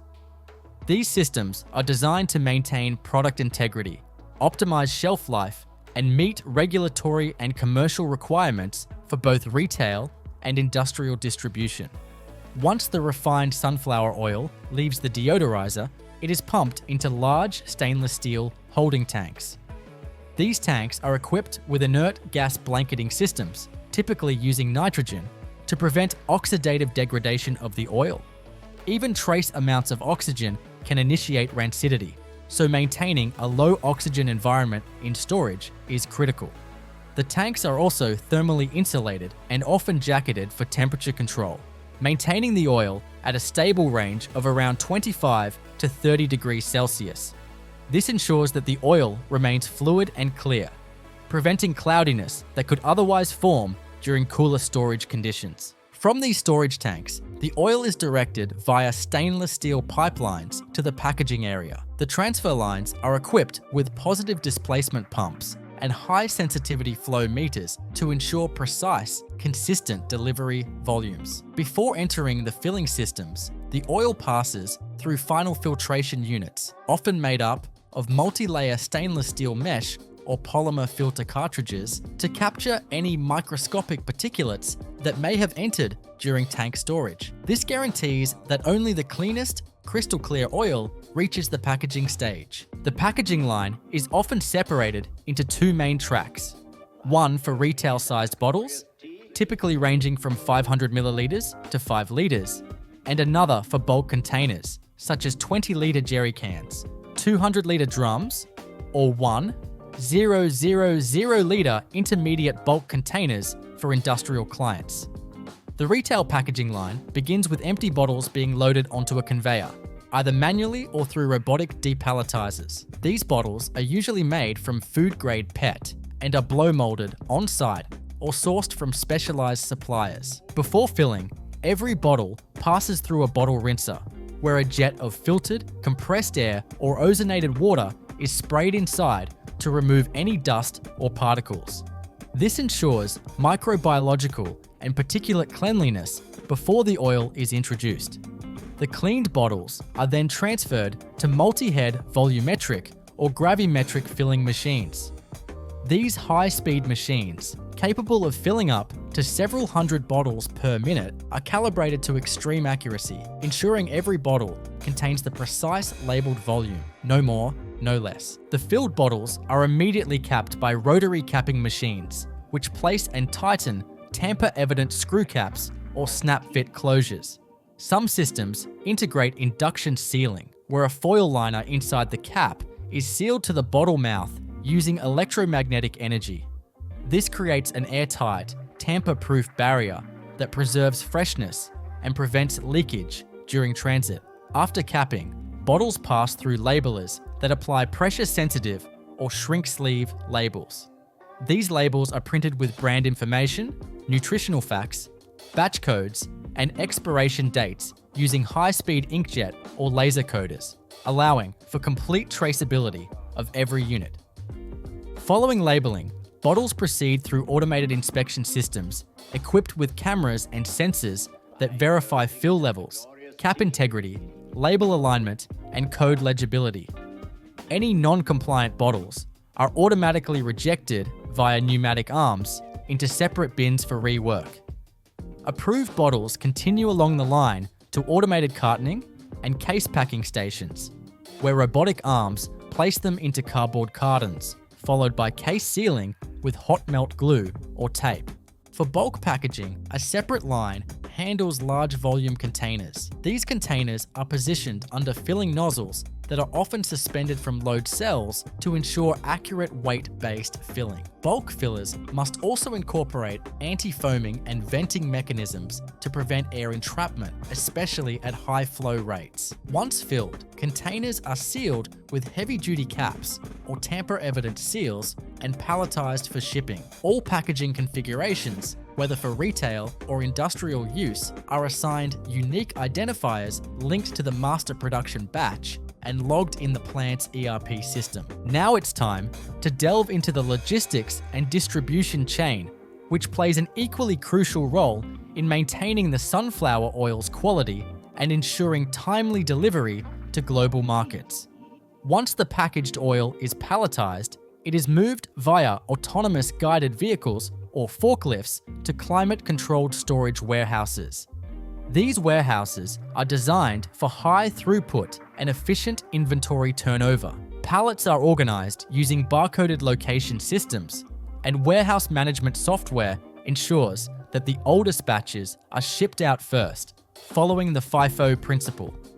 Transportation from the factory to distribution centers, wholesalers, retailers, or export terminals is typically conducted in temperature-regulated trucks or intermodal containers. For export shipments, ISO tank containers or food-grade flexor tanks are used to transport sunflower oil in bulk volumes over long distances, often across continents. These tanks are insulated and equipped with inert gas blanketing systems to maintain oil stability during the journey. For local or regional deliveries, finished product pallets are shrink-wrapped, strapped, and loaded into trucks equipped with GPS tracking and real-time temperature monitoring. Each shipment includes digital delivery documents with QR codes or RFID tags that sync with customer inventory systems, facilitating seamless unloading and tracking upon arrival. Delivery confirmation, quality checks, and real-time feedback mechanisms are used to verify that every order arrives in optimal condition, both physically and chemically. But up next is one of the most critical dimensions of the modern sunflower oil industry: quality assurance and regulatory compliance.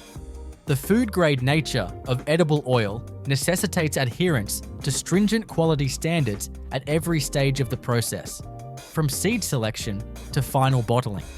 Every batch of sunflower oil is subjected to a comprehensive suite of analytical tests conducted in on-site laboratories or accredited third-party labs. These tests include parameters like free fatty acid levels, peroxide value, aniseidine value, color, moisture content, and soap residue, all of which provide a comprehensive snapshot of oil quality and stability.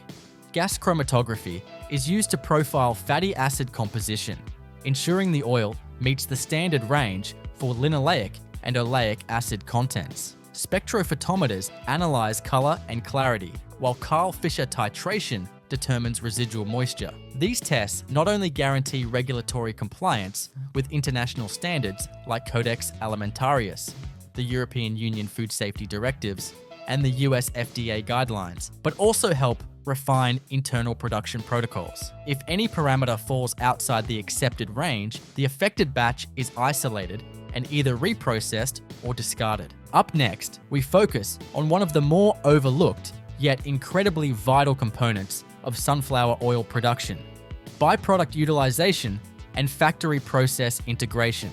Modern industrial sunflower oil facilities are designed not only to produce refined oil efficiently, but also to capitalize on every possible output from the sunflower seed itself. This means that even materials which, in earlier generations of oil production, may have been considered waste, are now valuable raw materials for secondary industries or reprocessed within the factory. One of the most important of these byproducts is the sunflower meal or cake that remains after the oil has been extracted. This dense, protein-rich substance is collected immediately following the dissolventizing process and cooled using air blast or counterflow cooling systems to bring the temperature down from over 100 degrees Celsius to ambient levels.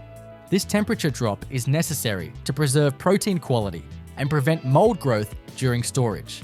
The cooled meal is then ground into a uniform particle size using hammer mills or roller mills and passed through vibrating screens to remove any oversized clumps. Sunflower meal is widely used in the livestock and poultry industries as a valuable feed ingredient due to its high protein content and favorable amino acid profile. Factories that produce sunflower oil at scale often have integrated bagging or bulk loading systems for the meal, allowing it to be packaged into 25 or 50 kilogram bags or loaded into bulk silos for shipment in trucks and rail cars. Some facilities even have in-house pelletizing systems that compress the meal into pellets, which are easier to handle, store, and transport.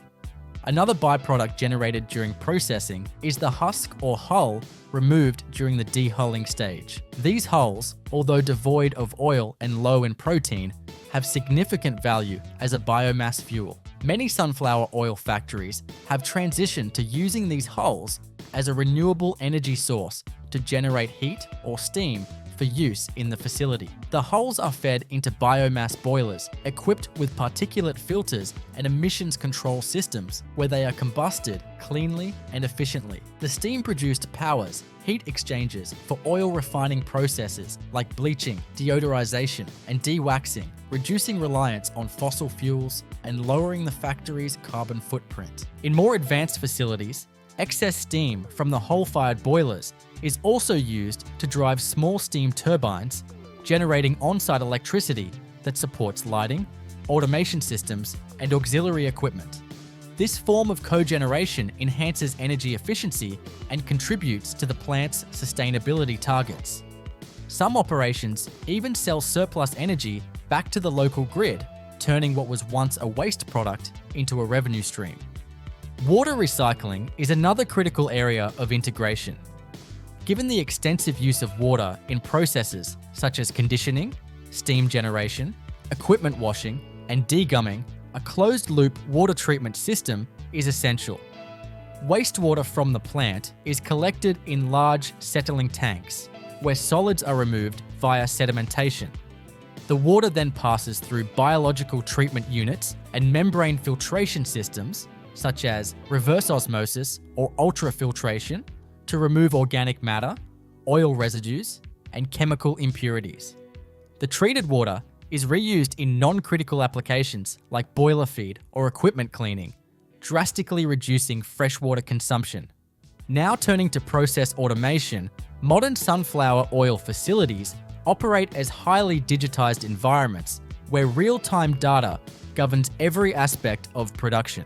Centralized control rooms equipped with HMI panels and SCADA systems provide operators with full visibility and control over temperature, pressure, flow rate, and other parameters at each processing step. Every sensor in the system, from tank-level monitors to flow meters and load cells, is networked to a control system that not only logs data for traceability, but also actively regulates inputs to maintain optimal efficiency. For example, if a temperature deviation is detected in a deodorization column, the SCADA system can automatically adjust the steam valve opening percentage to correct the temperature within seconds. Similarly, in the filling line, digital vision systems detect the fill level and reject any bottles that fall outside preset tolerances. This integration between mechanical systems and digital controls ensures the factory runs continuously with minimal human intervention, reducing errors and improving consistency. Predictive maintenance is another application of advanced automation in sunflower oil production. Vibration sensors, thermographic cameras, and acoustic monitors are placed on motors, gearboxes, pumps, and bearings to detect wear patterns long before failure occurs.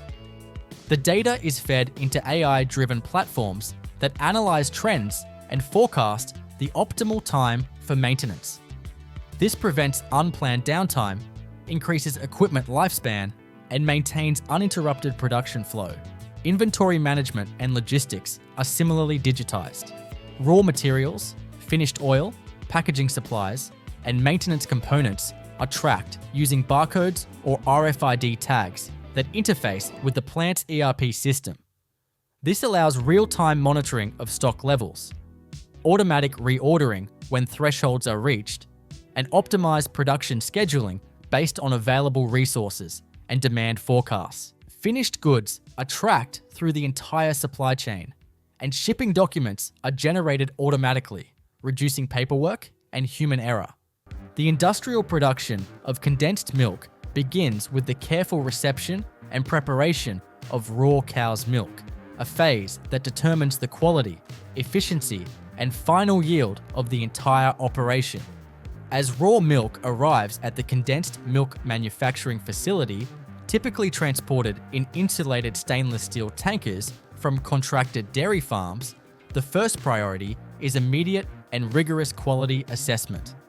Each truckload contains tens of thousands of liters of milk, and every batch must be verified to meet precise industrial standards before being accepted into the plant's supply chain. This initial phase involves a set of standardized protocols carried out in a dedicated receiving bay, equipped with specialized sampling and testing equipment. Upon arrival, the truck is docked to an unloading station, where automated lines connect directly to the tanker's valve. Before unloading can commence, operators perform a series of tests on a representative sample extracted from the tanker.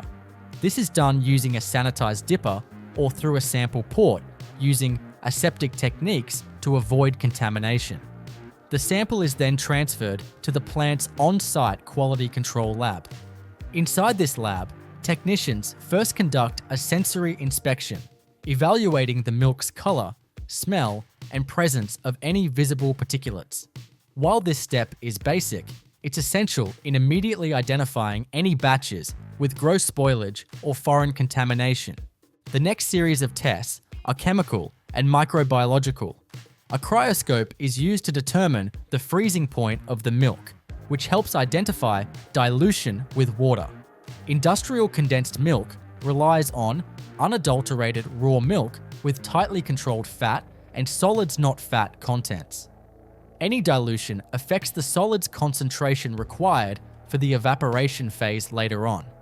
Following this, infrared spectroscopy or mid-infrared analyzers are used to determine precise fat, protein, and lactose levels.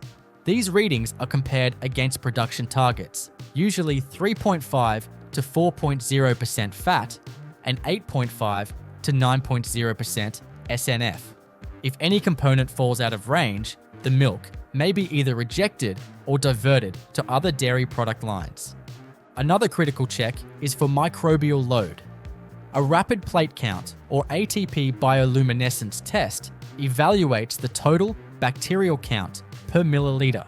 Condensed milk production cannot start with high bacterial loads, as the concentration process would also concentrate any microbial byproducts, leading to off flavors and safety risks.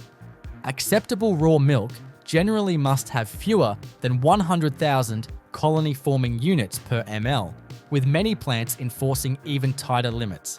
Additionally, presence of pathogens such as Listeria or Salmonella are monitored using immunoassay kits or PCR-based rapid tests.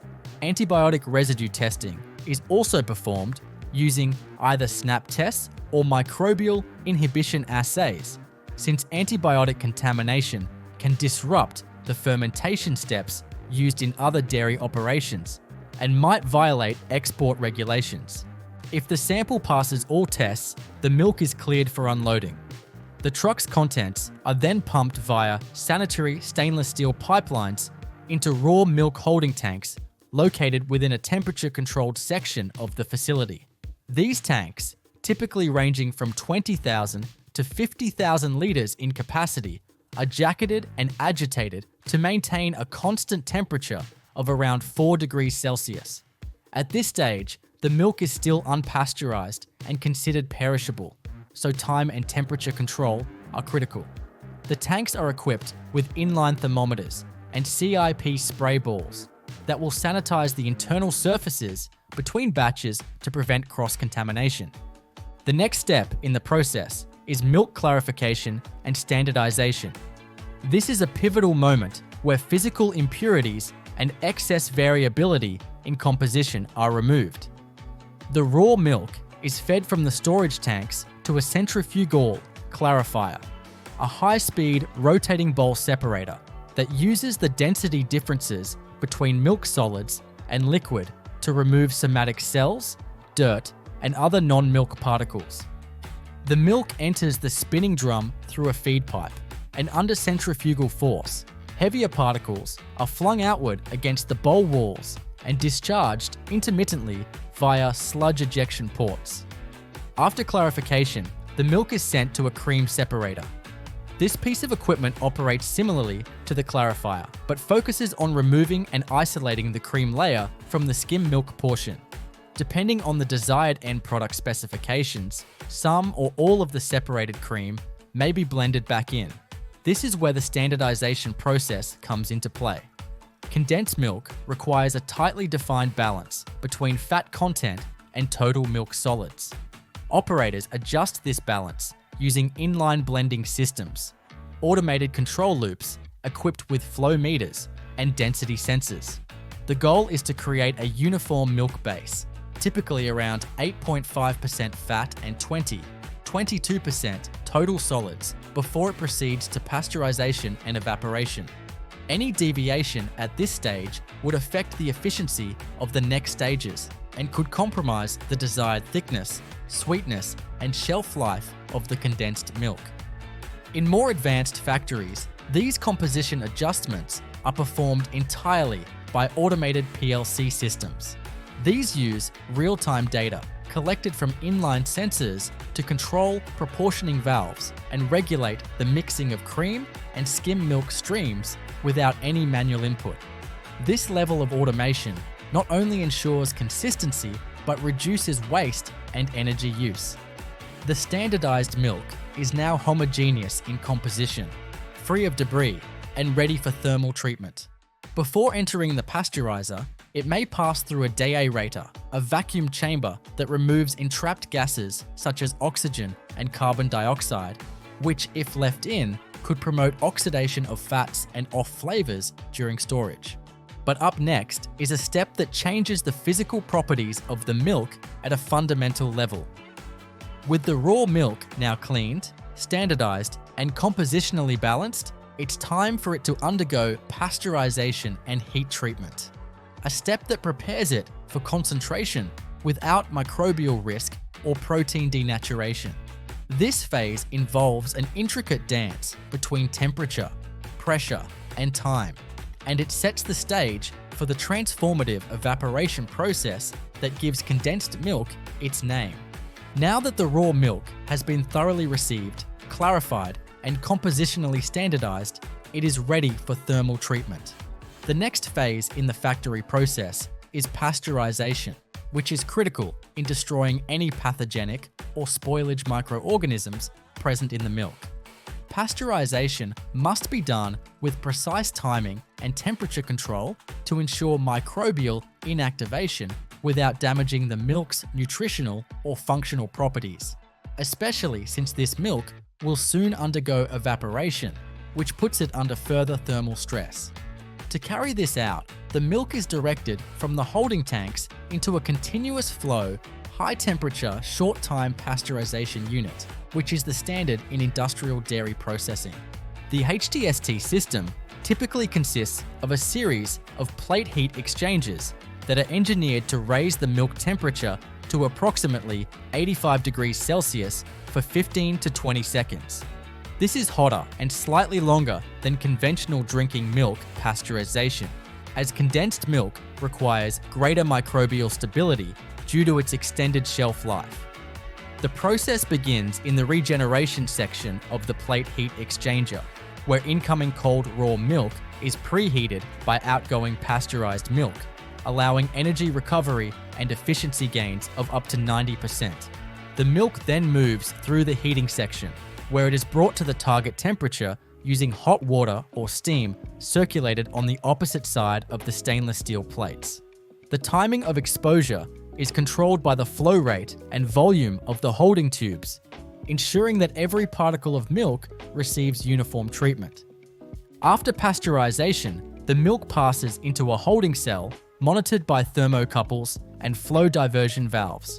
If the milk fails to reach or maintain the required pasteurization conditions, it is automatically diverted back to the raw milk tank for reprocessing. Once verified, the pasteurized milk is cooled again in the regeneration section, where it gives off its heat to the incoming raw milk, and then further chilled to around 60 degrees Celsius in preparation for the next crucial step, evaporation. Before entering the evaporator, the milk passes through a balance tank that helps maintain a constant feed rate into the evaporation system, stabilizing flow and avoiding temperature fluctuations that could cause burn-on or fouling inside the evaporator tubes. Now it's time to go into the evaporation stage, which is arguably the heart of the condensed milk production process. This is where the milk is physically transformed, thickened into a rich, viscous product through the removal of water. The goal here is to reduce the water content from its original 87% down to around 60%, achieving a final concentration of about 28% milk solids and 44% added sugar in the case of sweetened condensed milk. This is achieved through multi-effect vacuum evaporation, an energy-efficient process that allows for large-scale water removal without subjecting the milk to damaging high temperatures. The milk enters a multiple effect falling film evaporator, which is the industry standard for large volume dairy processing. In this system, the pasteurized milk is introduced at the top of vertical stainless steel tubes, where it forms a thin film as it flows downward. Simultaneously, steam is injected into adjacent chambers that surround the tubes, heating them indirectly. Because the evaporator is operated under vacuum, often at pressures around 70 to 100 millibar, the boiling point of the milk is reduced to around 55 degrees Celsius. This protects the sensitive proteins, sugars, and fats from heat-induced damage, preserving both flavor and nutritional quality. In a multi-effect setup, the vapor produced from one stage is used to heat the next stage, drastically improving energy efficiency. A typical 5-effect evaporator can remove over 85% of the water from milk with minimal energy input, thanks to this cascading reuse of thermal energy. The evaporated water is condensed and collected as waste heat condensate, which can later be recycled within the plant for cleaning processes or steam generation. Inside the evaporator, the thin film of milk continuously loses moisture as it falls. The combination of short residence time, low boiling point, and efficient heat transfer ensures that concentration occurs evenly and rapidly. By the time the milk reaches the bottom of the final effect, it has reached a viscous, concentrated state with a solid content of around 45%. At this point, it is discharged into an intermediate concentrate tank, where it is gently agitated and kept warm to prevent crystallization or skin formation on the surface. But the evaporation process alone does not fully define condensed milk as we know it, especially in the case of sweetened condensed milk. Once the desired solids concentration is achieved, the next critical step is the addition of sugar, which is not merely for taste, but serves as a functional preservative. The high sugar content lowers the water activity of the product to a point where microbial growth is virtually halted, granting it a long shelf life without refrigeration. The method of sugar addition must be extremely precise, as the wrong concentration can lead to issues like crystallization, viscosity problems, or even fermentation in rare cases. To do this, refined white sugar, typically sucrose, is added to the concentrated milk in the form of a hot sugar syrup. This syrup is prepared separately in jacketed mixing vessels, where dry granulated sugar is dissolved in water and heated to around 70 degrees Celsius. The syrup is filtered to remove any particulate matter and pumped into the concentrate tank under controlled flow rates.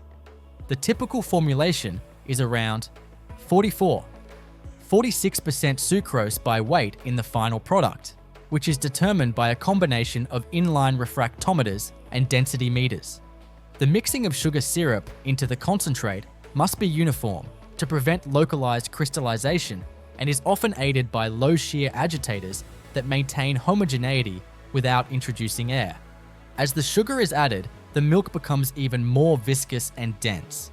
At this point, the product's temperature is carefully maintained between 60 degrees Celsius and 65 degrees Celsius, as dropping below this range can initiate premature crystallization, while higher temperatures can scorch the milk solids. Once the sugar is fully integrated, the mixture is briefly held in a jacketed holding tank for a process known as equilibration, which allows any remaining air bubbles to rise and dissipate and gives time for the solution to reach equilibrium in terms of water activity and solute concentration. This marks the end of the thermal and compositional transformation stages. From a microbiological and physicochemical standpoint, the product is now shelf-stable, viscous, and chemically preserved by both heat treatment and high sugar concentration. However, it's not yet ready for packaging. There are still important steps to take involving cooling, crystallization control, and downstream finishing that are vital to achieving the smooth texture and glossy appearance that define high-quality condensed milk. With the concentrated sweetened milk now fully blended and equilibrated, the next critical phase in the condensed milk manufacturing process is controlled cooling and crystallization. This step is vital not only to achieving the desired texture and viscosity, but also to ensuring long-term product stability. If cooling is done too quickly or without proper control over nucleation, the lactose and sucrose in the product can crystallize into large, gritty particles. This not only affects mouthfeel, but can also lead to phase separation over time. To avoid this, the condensed milk is sent through a carefully engineered cooling and seeding system that promotes the formation of microcrystals, small, evenly distributed sugar crystals that give condensed milk its signature smooth, glossy consistency. The cooling system typically consists of scraped surface heat exchangers or jacketed tubular coolers. These systems are designed to handle highly viscous liquids and provide a high degree of thermal control. In scraped surface heat exchangers, the condensed milk flows through a cylindrical barrel while rotating blades constantly scrape the inner surface. This ensures that no product burns or sticks to the hot surface, and that the entire volume of milk is uniformly cooled. The cooling medium, usually chilled glycol or water, is circulated through the jacket, gradually lowering the milk temperature from around 65 degrees Celsius to 30-35 degrees Celsius. As the milk cools, it passes through a crystallization chamber where it is inoculated with fine lactose or sucrose seed crystals. These seed crystals are introduced in a controlled manner using a dosing system that meters out microscopic crystals with a high surface area. The goal is to initiate crystallization at a molecular level, encouraging the dissolved sugars to form consistent and extremely fine crystals rather than large, coarse ones. Agitators in the crystallization chamber are designed to promote gentle but thorough mixing, ensuring uniform distribution of the seed material without incorporating excess air, which could lead to oxidation or microbial contamination. Once seeded, the mixture is held at a stable crystallization temperature, typically around 30 degrees Celsius, for a period ranging from 30 to 90 minutes depending on the batch size and product formulation. This resting period allows the crystals to grow slightly while remaining small and suspended, forming a delicate lattice within the viscous matrix of the milk. It is during this stage that the final texture of the condensed milk is locked in. Operators closely monitor the product's Brix value, viscosity, and temperature, using inline sensors and laboratory sampling to ensure that the crystallization proceeds according to specification. After the crystallization phase, the product enters the deaeration stage. Despite all precautions taken during processing, the condensed milk will inevitably contain some entrapped air, either from mechanical mixing, seeding, or agitation. This air must be removed before packaging to prevent oxidation, which can degrade both flavor and color over time. Dearation also helps improve fill accuracy during packaging, ensuring a stable and uniform product weight in each container. Deaeration is typically carried out in a vacuum deaerator tank. The condensed milk is pumped into the tank, which is maintained under a vacuum of around -0.8 bars. Inside the tank, the milk is spread into a thin film across a series of rotating trays or falling film surfaces, maximizing the exposed surface area. As the product spreads out under vacuum, dissolved gases and trapped air are released and drawn out by the vacuum pump system. In some systems, nitrogen gas is also bubbled through the product as a stripping agent to help displace oxygen more effectively. This process is continuously monitored with oxygen sensors to ensure minimal residual oxygen levels in the final product, typically less than 0.5 milligrams per liter. Once deaerated, the condensed milk is often passed through a final homogenization stage. While not strictly required in all formulations, homogenization is frequently used to improve product consistency, prevent fat separation, and extend shelf stability. In this process, the milk is forced through a narrow orifice under high pressure, usually between 100 to 150 bar, causing the fat globules to break down into much smaller sizes, typically less than 1 micron in diameter. This prevents creaming or separation during storage and gives the final product a more uniform mouthfeel. The homogenizer used in this step is typically a two-stage piston-type homogenizer. In the first stage, pressure is applied to break apart the fat globules. In the second stage, the product is passed through an impact ring to further disperse and stabilize the emulsion. This ensures that the fat remains evenly distributed throughout the viscous condensed milk matrix, even after months of storage on a shelf. The process must be carefully balanced to avoid over-shearing the product, which could break the sugar crystal structure and lead to syneresis or texture issues. With the product now fully processed, it moves to the packaging line. Before any milk enters a can or a tube, the packaging material itself must undergo preparation. Metal cans are the most common format for condensed milk, though plastic tubes and laminated pouches are also used depending on market demands. The cans arrive at the factory either as pre-formed containers or as rolled flat blanks that are formed and sealed on site using can-forming machinery. If using pre-formed cans, the first step is depalletizing and feeding. The cans are automatically unloaded from shipping pallets and fed into a cleaning system via conveyor belts. Here, they pass through a high-pressure air blower system that removes dust and debris. They may also pass through an inverted rinse tunnel that sprays them with sterile water or a mild sanitizing solution. Optical sensors verify that each can is intact and free of damage before it proceeds. The clean cans are then transported to the filling station, where they are indexed into position beneath nozzles connected to a positive displacement filler system. These filling machines are designed to handle thick, viscous liquids with high precision. A typical condensed milk filling machine includes a volumetric dosing mechanism that ensures every can receives the exact same quantity, usually around 397 grams, the standard retail size. Sensors ensure the nozzles do not drip or splash, and the filling process is conducted in a low oxygen environment to prevent post-process contamination. As cans are filled, they immediately move to the vacuum closing station. This is another critical step in ensuring product longevity. Before the lid is sealed, a vacuum is applied to the headspace in the can to remove residual air. This helps prevent oxidation and maintains the slight negative pressure required for a tight seal. The lid is then applied and hermetically sealed using a double seam seaming machine.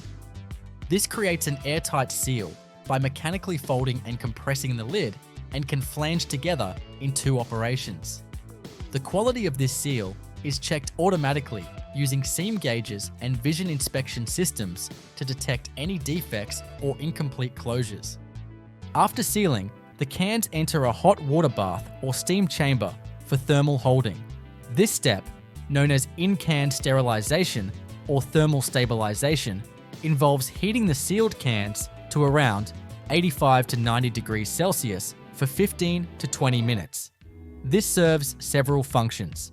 It neutralizes any residual microbes that may have entered during filling, helps equalize pressure inside the can, and further reduces the water activity of the product. The heating process is tightly controlled using a time temperature data logger to ensure consistency across batches. Once the thermal holding is complete, the cans are rapidly cooled using chilled water sprays or immersion tunnels. This quick cooling halts the cooking process and helps set the product structure inside the can. It also prevents over-darkening, which can occur due to Maillard reactions between milk proteins and sugars at elevated temperatures. The cans are then dried using air knives and conveyed to the labeling and coding area. Each can is now labeled with full product information, including nutritional facts, production batch codes, expiration dates, and allergen warnings. Laser coders or inkjet printers apply traceability codes directly onto the lid or bottom of each can, allowing for full tracking throughout the supply chain. These codes are critical for food safety as they allow for rapid recall or identification of affected batches in the rare event of a contamination issue. From here, the cans are packed into cartons or shrink-wrapped into bundles using automated case packers. The cartons are stacked onto pallets and wrapped with stretch film for transport. At this stage, finished condensed milk is subjected to final quality inspection, where random samples from each batch are tested for Brix value, fat content, microbial load, viscosity, and packaging integrity. Once the batch is cleared, it is released for distribution. With the cans now fully sealed, labeled, and palletized, the condensed milk moves into the final stretch of its industrial journey: post-production storage, distribution, and market readiness. While it may seem that the heavy lifting is over, these concluding steps are far more complex and technologically managed than they first appear. Factories invest significant resources to ensure that every can of condensed milk not only leaves the facility in perfect condition, but also maintains its quality throughout the entire shelf life, often up to 2 years or more. Immediately after packaging, pallets of condensed milk are transferred to temperature-controlled finished goods warehouses. The climate in these storage areas is tightly regulated, typically kept between 15 degrees Celsius and 25 degrees Celsius, with relative humidity under 60%. This environment prevents moisture accumulation on the can surfaces and limits the rate of any chemical reactions inside the product, such as non-enzymatic browning. Even though the condensed milk is shelf-stable, excessive heat over time can darken the color and subtly change the flavor profile. These storage conditions are monitored 24/7 using IoT-connected environmental sensors that send real-time data to the facility's central control system. Each pallet is barcoded with batch numbers and entered into a digital warehouse management system.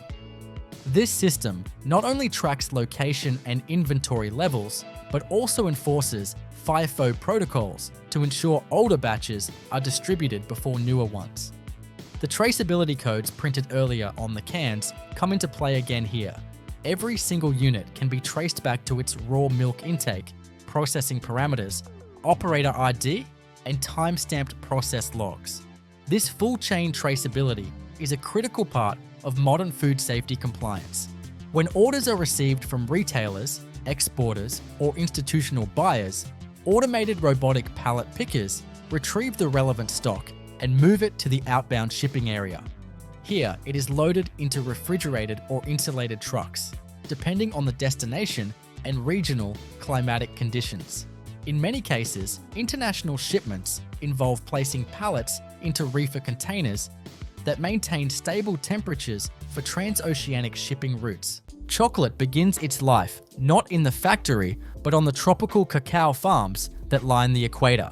These farms are located in countries across West Africa, Central and South America, and Southeast Asia, with Ivory Coast and Ghana among the world's top producers.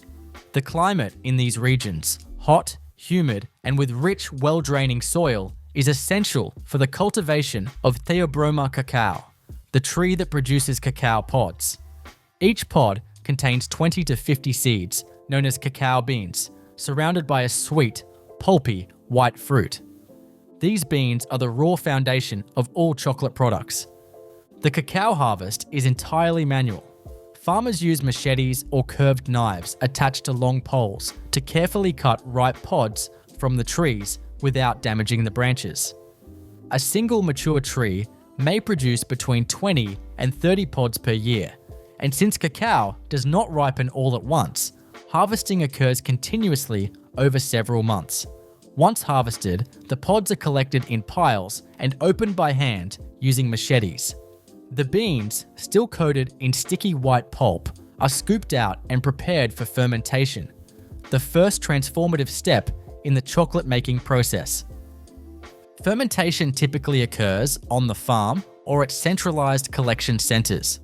Though it might sound like a simple resting period, fermentation is a critical and highly sensitive step that chemically alters the beans and begins to develop the flavor precursors of chocolate.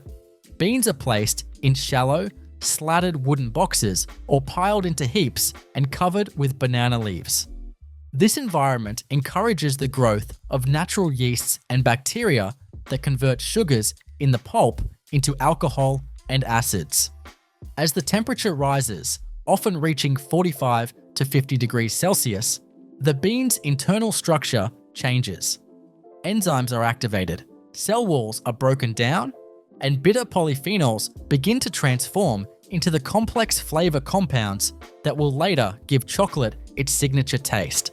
Fermentation typically lasts 5 to 7 days, during which the beans are turned or mixed once or twice a day to ensure even microbial activity and oxygenation. This step is closely monitored, as under-fermentation leads to bland or vegetal flavors, while over-fermentation can introduce off notes like mold, vinegar, or excessive bitterness. Many large chocolate manufacturers, even though they don't ferment beans on site, have established quality programs with their cacao suppliers, training them in fermentation control, and even requiring on-site testing of pH and temperature during the process. Once fermentation is complete, the beans are spread out to dry. Drying can be done on large tarpaulins, bamboo mats, or raised wooden platforms under the sun. Industrial cacao processors often prefer sun drying, which can take 5 to 10 days, as it produces cleaner, more natural flavor profiles. During drying, the beans are turned regularly to ensure even moisture loss. The goal is to reduce the moisture content to around 6%, 7%, a safe level that prevents mold and microbial growth during storage and transport. At this point, the beans are still covered in their thin, brittle shells and have taken on a dark brown color, with their signature earthy, chocolatey aroma starting to develop.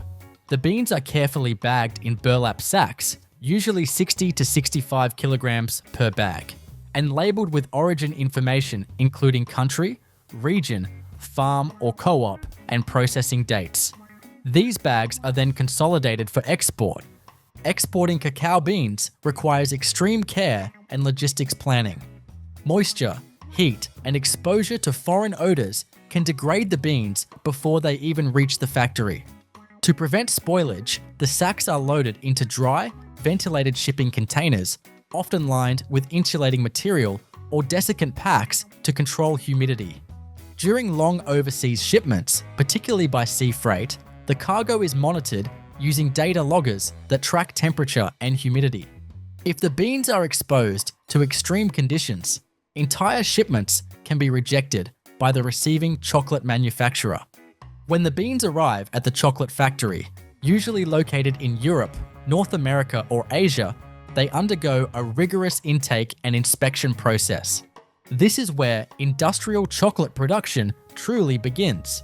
First, the bags are unloaded into a receiving area, where samples are drawn from each lot and taken to the quality control lab.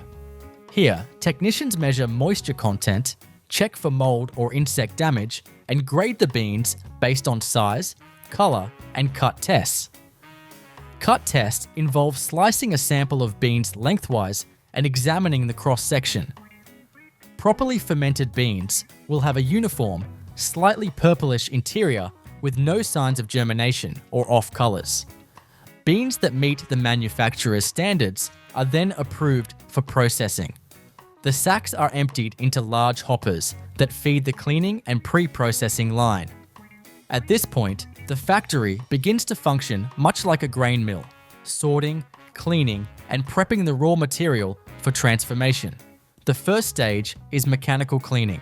The beans pass through vibrating screens and air jets that remove sticks, stones, dust, string, and other foreign materials. Magnetic separators remove any stray metal particles picked up during harvest or shipping. After cleaning, the beans are often sorted by size. This is an optional step, but many high-end chocolate makers insist on sorting to ensure that beans of uniform size are roasted together. Uneven roasting is a major risk if large and small beans are mixed, as the small beans may burn while the larger ones under-roast. Before roasting, the factory may also conduct a dehumidification step, particularly if the beans arrived slightly above target moisture. Large rotary dryers or low-temperature ovens are used to bring the beans into precise moisture range, often 5%, 6%, to prepare for optimal roast conditions. This is all monitored through programmable logic controllers that track time, temperature, airflow rate, and moisture loss in real time. With the cacao beans now thoroughly cleaned, dried to precise moisture levels, sorted by size, and passed through rigorous quality inspections, the chocolate production process enters one of its most transformative and delicate phases: roasting. This step marks the moment when raw agricultural product begins to develop the hallmark sensory properties of finished chocolate: aroma, depth, bitterness, sweetness, and complexity. Far from being a simple baking process, industrial chocolate roasting is a finely tuned science that must balance heat, time, air circulation, and even bean origin to unlock the flavor potential locked within the bean's cellular structure. The roasted profile of chocolate is not one size fits all.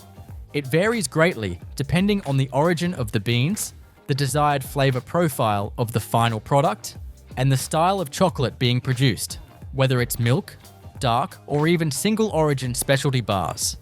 As such, chocolate factories have roasting protocols tailored to each bean variety and product type. These protocols are logged as roast profiles, charts that map temperature over time, often broken into phases: drying, browning, and development.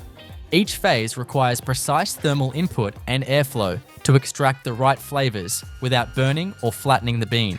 Industrial chocolate factories use several types of roasters depending on scale and product goals. The most common are batch drum roasters and continuous roasters. Batch drum roasters, similar in design to coffee roasters but much larger, feature a rotating cylindrical drum made from stainless steel.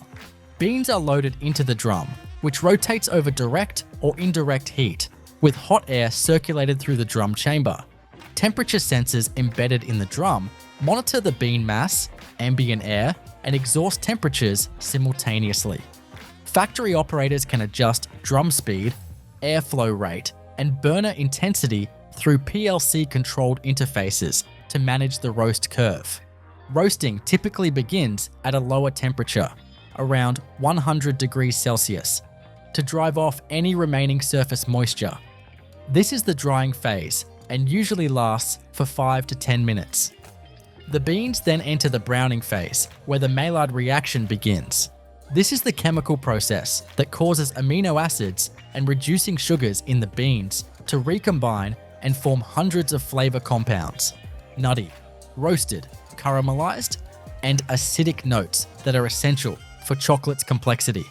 This phase is carefully controlled, usually taking another 10 to 15 minutes, with bean temperatures rising to 120–140 degrees Celsius. The final stage of roasting is known as development, or the finishing phase.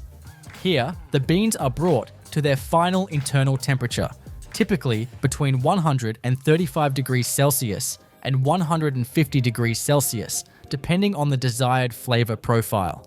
This phase is brief, often just 2 to 5 minutes, but it's critically important. Too little development, and the flavor may be grassy or underwhelming. Too much, and the chocolate may taste burnt, acrid, or flat.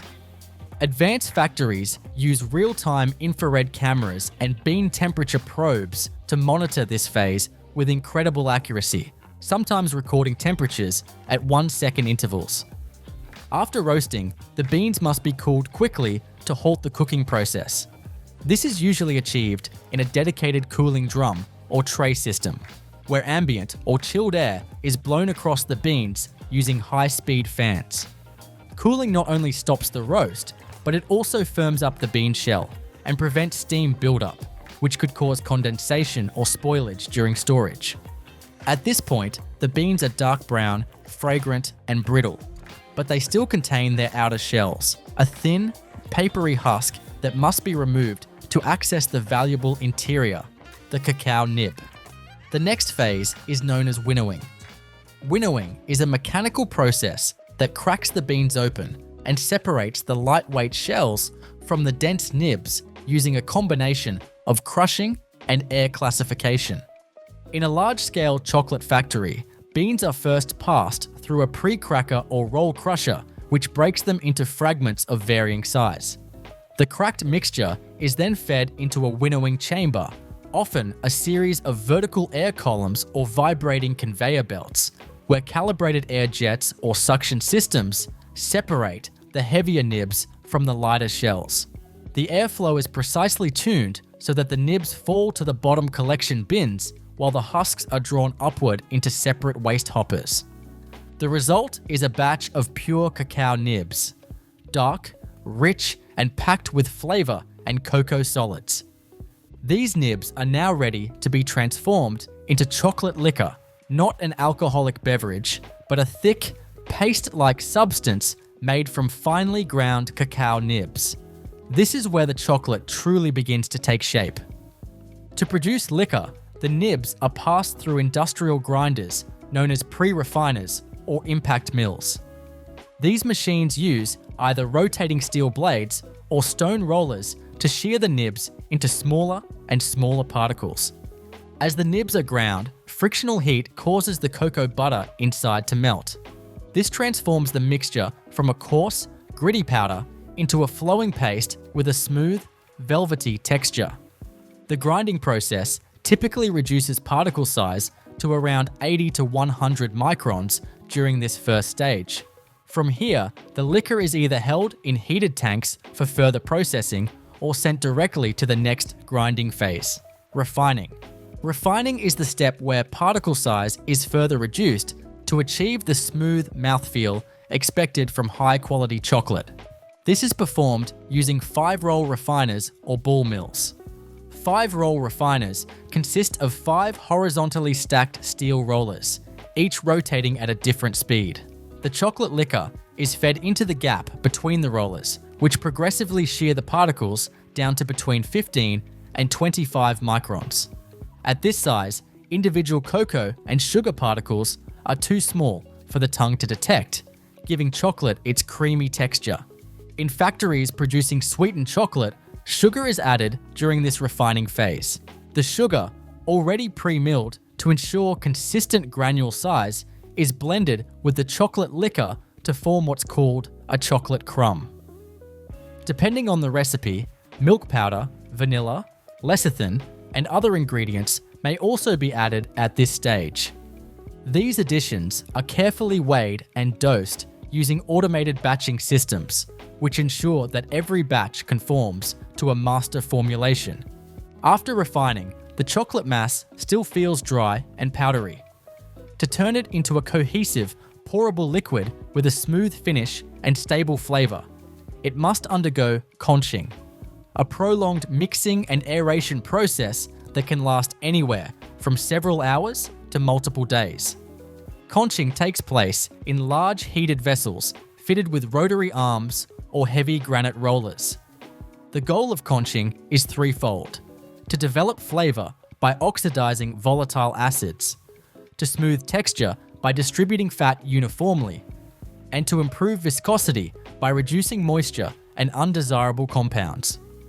The conching process is controlled in phases: dry conching, where the paste is crumbly and thick; plastic conching, where it softens and flows; and liquid conching, where the mass becomes fully fluid.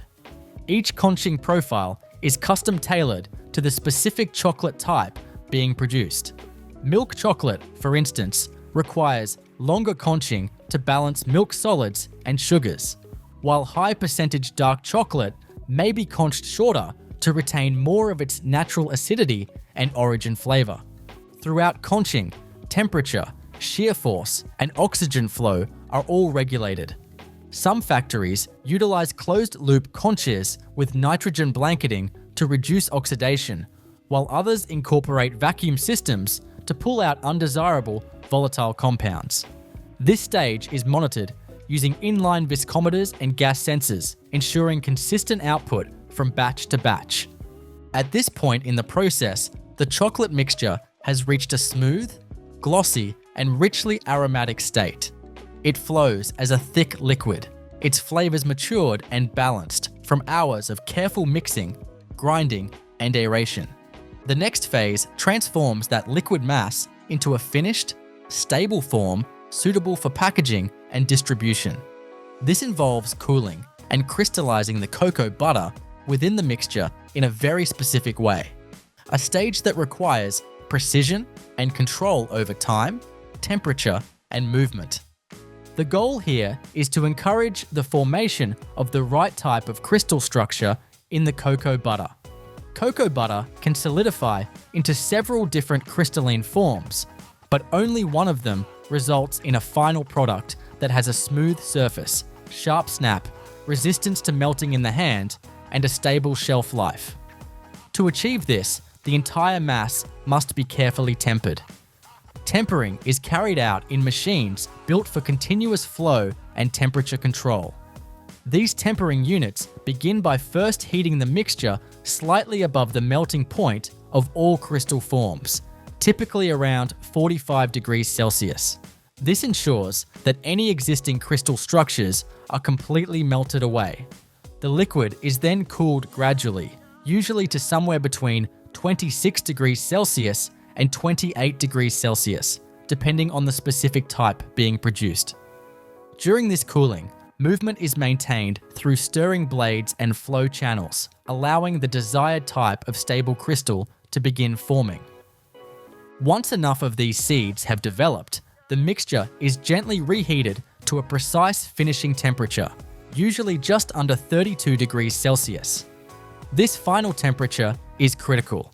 It allows the seeded crystals to remain while eliminating the unstable forms that would cause bloom or textural issues later on. The flow, agitation, and temperature must be maintained within a very tight range. Modern tempering equipment uses inline sensors and feedback control loops to monitor these values in real time, ensuring the product is correctly tempered before it moves into the next station. From here, the tempered liquid is conveyed to the molding lines. These are high-speed, fully automated systems designed to pour precise volumes into molds of various sizes and shapes. The molds themselves are preheated slightly to prevent premature setting and ensure even flow. As the mixture is deposited into each cavity, vibratory tables shake the molds to remove any trapped air bubbles and ensure a perfectly even distribution. Once filled and vibrated, the molds are sent through long cooling tunnels. These enclosed, refrigerated belt systems gradually reduce the temperature in controlled stages, allowing the internal structure to set without cracking or warping. The airflow, tunnel speed, and humidity are all precisely calibrated to avoid moisture condensation on the surface, which could lead to dull or sticky finishes. Once cooled and fully solidified, the bars or shapes are released from the molds using a combination of mechanical pushes and short bursts of air. The finished items are then transferred onto conveyors that lead to the inspection zone. Here, vision systems scan each piece for defects, looking for uneven surfaces, cracks, color inconsistency, or any signs of bloom. Imperfect units are automatically ejected from the line for recycling. In many operations, these rejected items are remelted and retempered to be used again in the next batch. From this point, the finished product moves toward wrapping and packaging. The type of packaging depends on the product format, whether individual bars, boxed assortments, filled shapes, or bulk items for further processing. For single bars, wrapping lines are designed to handle high volumes per minute. Each bar is conveyed through a wrapping machine that cuts, folds, and heat seals the wrapper with high-speed precision. These machines are synchronized with the flow of the production line to prevent jamming, tearing, or misalignment. Packaging materials include metallized films, waxed paper, biodegradable foils, or composite laminates. These materials are selected based on the storage requirements of the product, the region's environmental regulations, and the shelf life goals. Many manufacturers also include oxygen scavengers or modified atmosphere sealing to enhance freshness, especially for filled products. After wrapping, individual bars or pieces are grouped into larger cartons or boxes by pick-and-place robotics. These machines identify product orientation, pick them up using suction or mechanical fingers, and place them into retail boxes, display trays, or bulk cases. The outer cartons are sealed, labeled, and pass through final quality control scanners that confirm weight, barcode accuracy, and expiration coding. Palletizing comes next. Stacked and secured cartons are placed onto shipping pallets according to loading patterns that maximize space efficiency and minimize stress on the bottom layers. Pallets are shrink-wrapped using rotating arms or heat tunnels, and then labeled with shipping codes, batch numbers, and destination data. The entire production record for each batch is digitally logged in the factory's quality control database. This includes source information for the raw ingredients, roasting and grinding parameters, conching durations, tempering temperatures, molding timestamps, and final inspection results. Should any issue arise downstream in distribution or retail, the system allows full traceability back to the moment each unit was created. Finished pallets are moved to climate-controlled storage zones. These warehouse areas are kept at stable temperatures, generally between 16 degrees Celsius and 20 degrees Celsius, to prevent melting, blooming, or flavor degradation. Humidity is also controlled, often under 60%, to protect the product and packaging integrity. Some products are stored under specific lighting conditions to prevent discoloration, particularly white and milk varieties that are more sensitive to UV exposure.